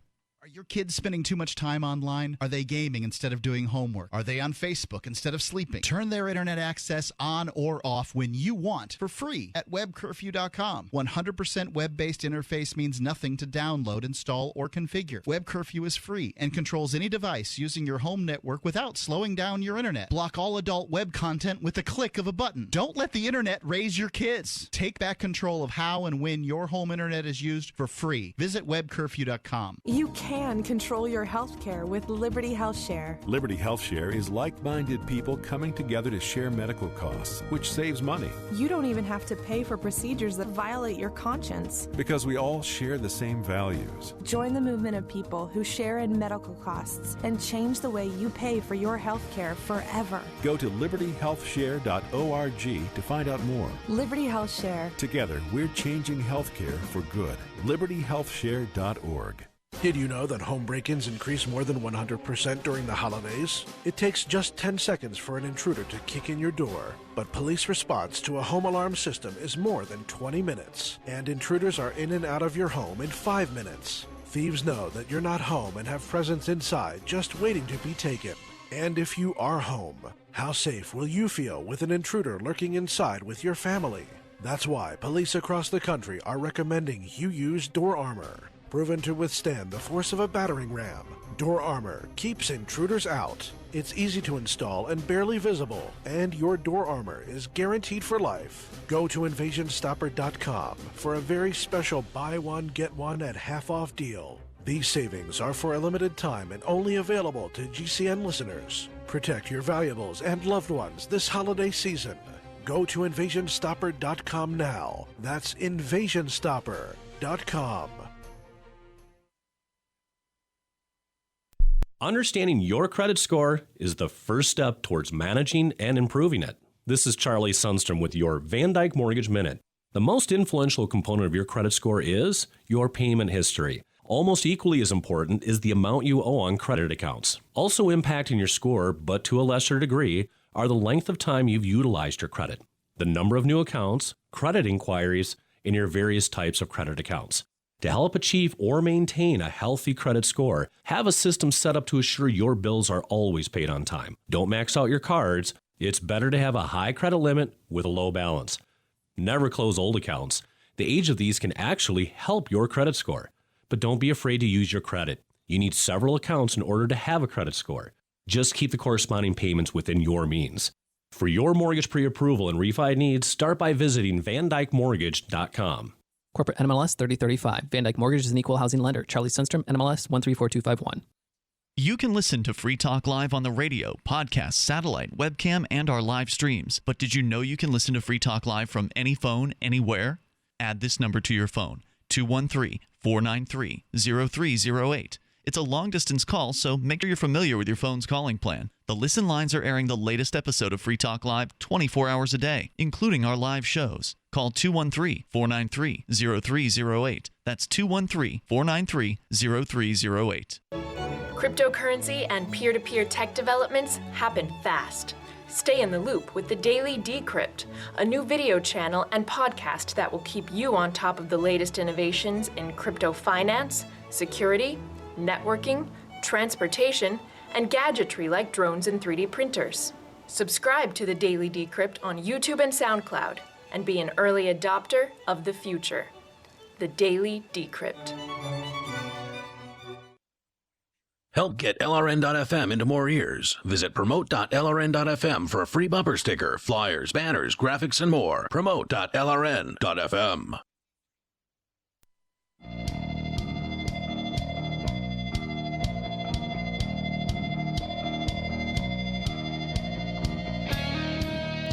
It is Free Talk Live. You may join us here. Toll-free number, 855-450-FREE. That's 855-450-3733. We just have enough time for you if you dial right now. With you tonight, it's Ian. And TJ the Spy. And Mark. And don't forget, you can join us online, freetalklive.com. Also, freekeen.com. You're able to follow along with the latest on the James Cleveland trial. You want to get a play-by-play, blow-by-blow, episodic description of what happened today, go to freekeen.com. Top article there by our friend and co-host Daryl W. Perry. He has been tweeting live from the courtroom for the past 2 days and has been very, very good about giving lots of detail about what was happening there. So, more than we can talk about on the air, he's got it all down there at freekeen.com. So don't miss that. Later, I'll have the full video up probably sometime, I'm guessing, maybe Thursday or Friday or something like sometime this weekend. You'll have the full trial video available, all however many damned hours it has been. It's been basically two full days of court, and there will still be a sentencing portion that has yet to come. So I haven't even started work on that. So that's still to come. All of it will be posted at freekeen.com. Let's go to Glenn in Philly. You're on Free Talk Live with Ian, TJ, the Spy, and Mark. Hello, gentlemen. Hey, Glenn. TJ, I thought it was clear that when we assigned you this retirement cover, you weren't supposed to make reference to cryptography section. Honestly, it was funny. How long did it take me to realize that I had made a mistake by joining the NSA? About a week, because I published a poem about the RSA encryption algorithm in Mathematics Magazine, and I put my NSA affiliation on there. And that in and of itself is not a problem. But if you're an NSA employee and you ever put that out in public, you got to get permission from the NSA first. Oh. Because it's one of your lifetime obligations. If I ever publish anything about math or cryptography or security, I have to submit my publication to the NSA, get their permission first.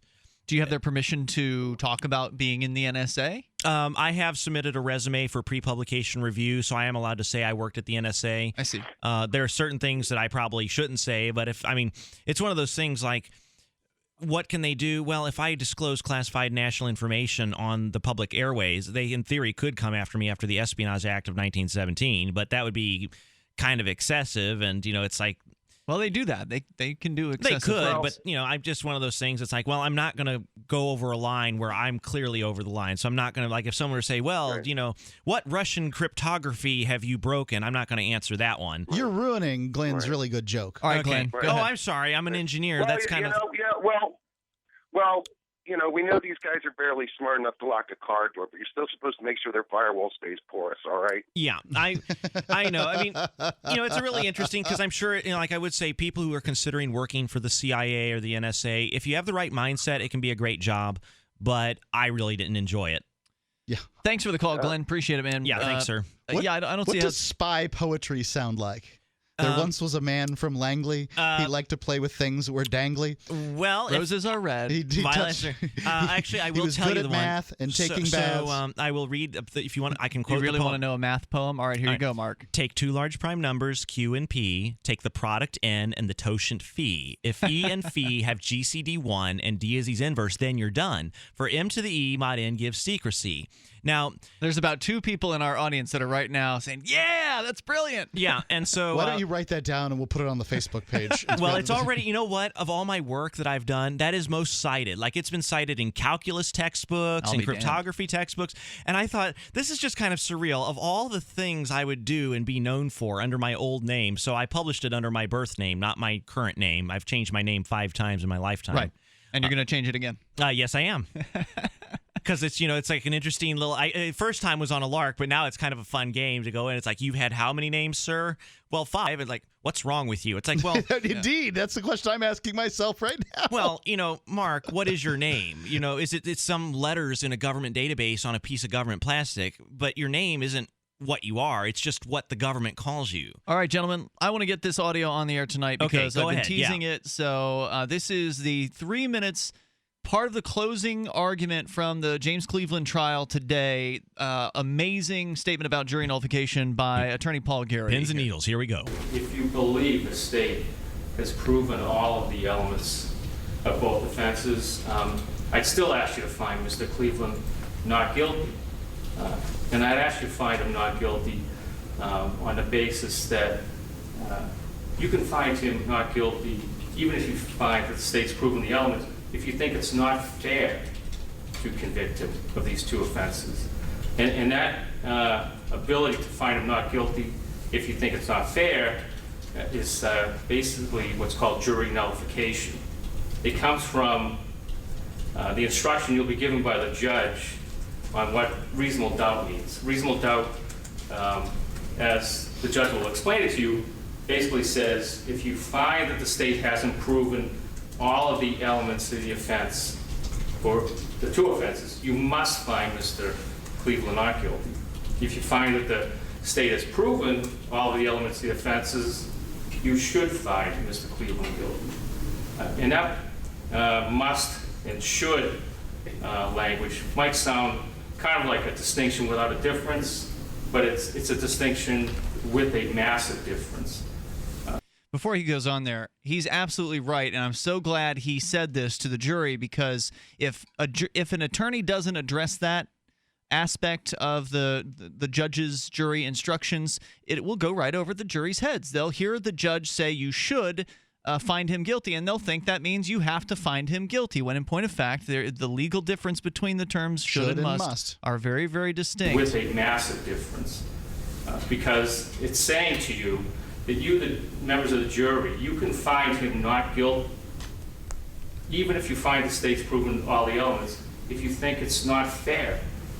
If you think it's not fair to brand this individual a criminal simply because he was out there doing his job, simply because he was out there at what he thought to be a safe remove, simply because he thought he was following a federal court case from Boston that gave him the right to videotape, and because...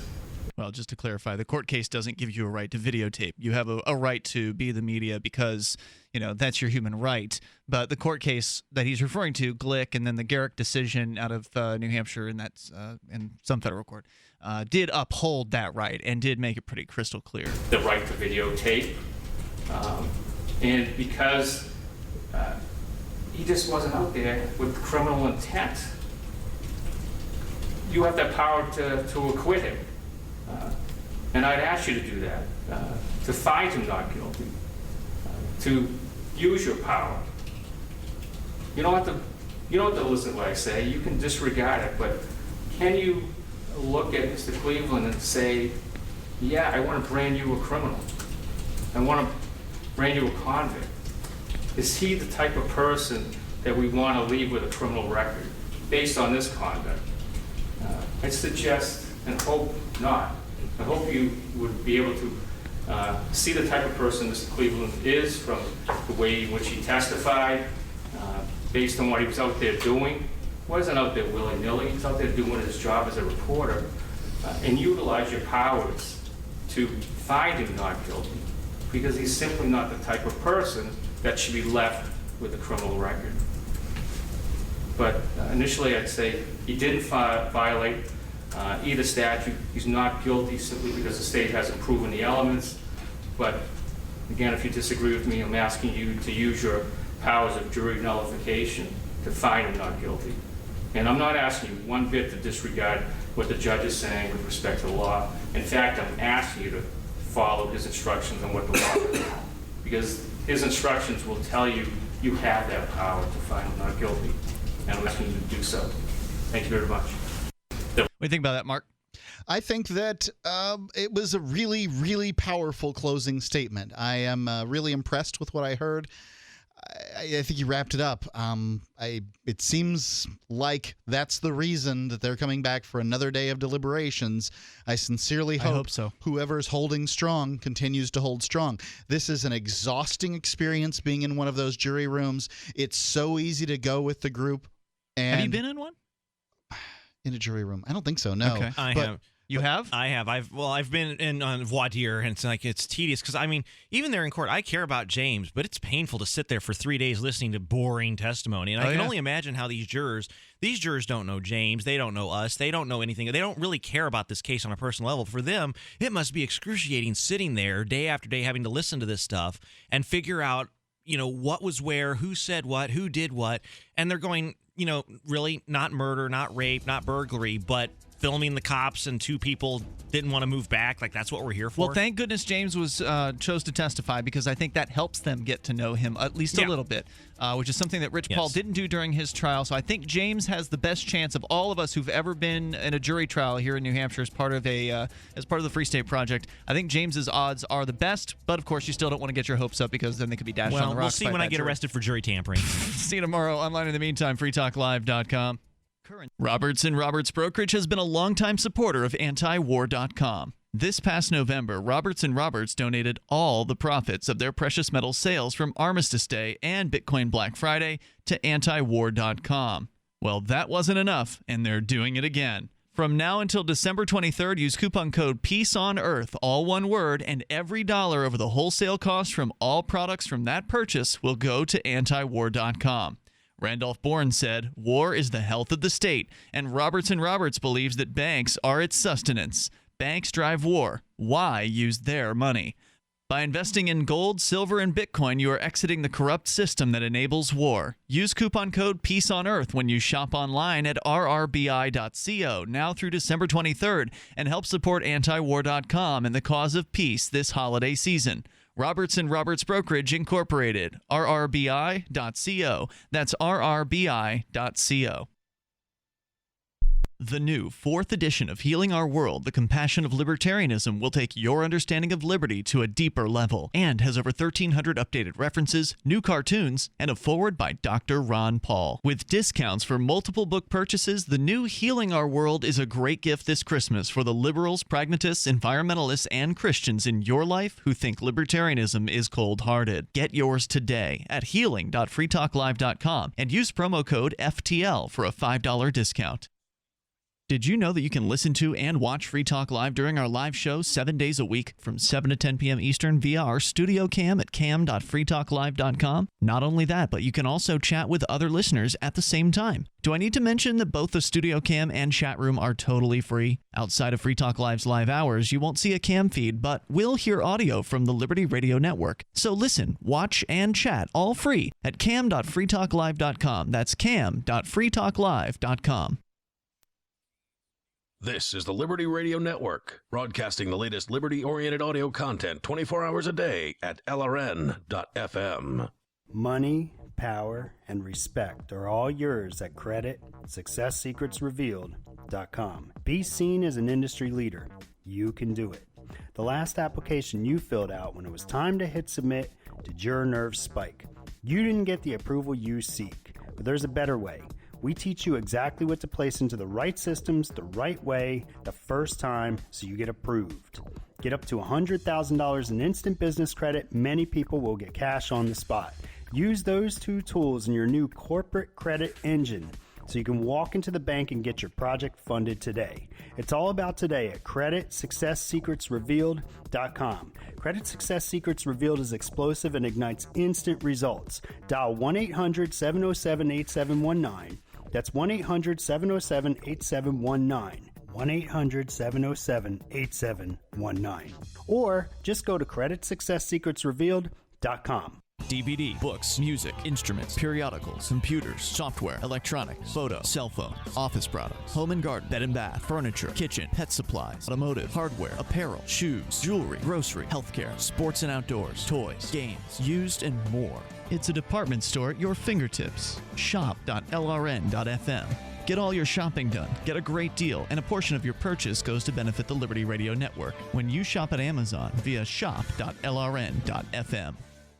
So you've signed the Shire Society Declaration and are planning your move to New Hampshire to be around more liberty-oriented people. Next, sign up for the Shire Society Forum at forum.shiresociety.com. There are a bunch of people there who are already in the Shire, and they want to meet you. If you're already in the Shire physically, you should also come by the forums. Remember, not everyone uses Facebook. New people are signing up for the Shire Society Forum every month, so drop in and say hello at forum.shiresociety.com. This is the Liberty Radio Network, broadcasting the latest liberty-oriented audio content 24 hours a day at LRN.FM. The latest episode of Puke and the Gang is next here on the Liberty Radio Network at LRN.FM. Download it and listen to more at pukeandthegang.com. Hi, this is Puke here with you. We're starting the show a little bit differently than we usually do because we're actually serious for once. We've been serious before. There's sort of been a little bit of a tragedy occurred in our lives in the last week in which Rich Staley, which you have heard on here probably 5 or 6 times, is no longer with us. I don't know if it's appropriate to say why, but some of you, if you've listened to this, might have a guess. He is a veteran. He had PTSD and possibly depression. Well, do the math. You just explained it. Yeah. But, yeah. Because I don't know. Well, that's something else we could mention is like, how does this work? Well, let's get the show started. But he died a couple nights ago. It's all very sad. The last time we were in the studio, Rich was here with us, and it's really a bummer that he's not going to be here again. But, that is true. We're playing Bad Religion tonight because that was his favorite band, and let's go.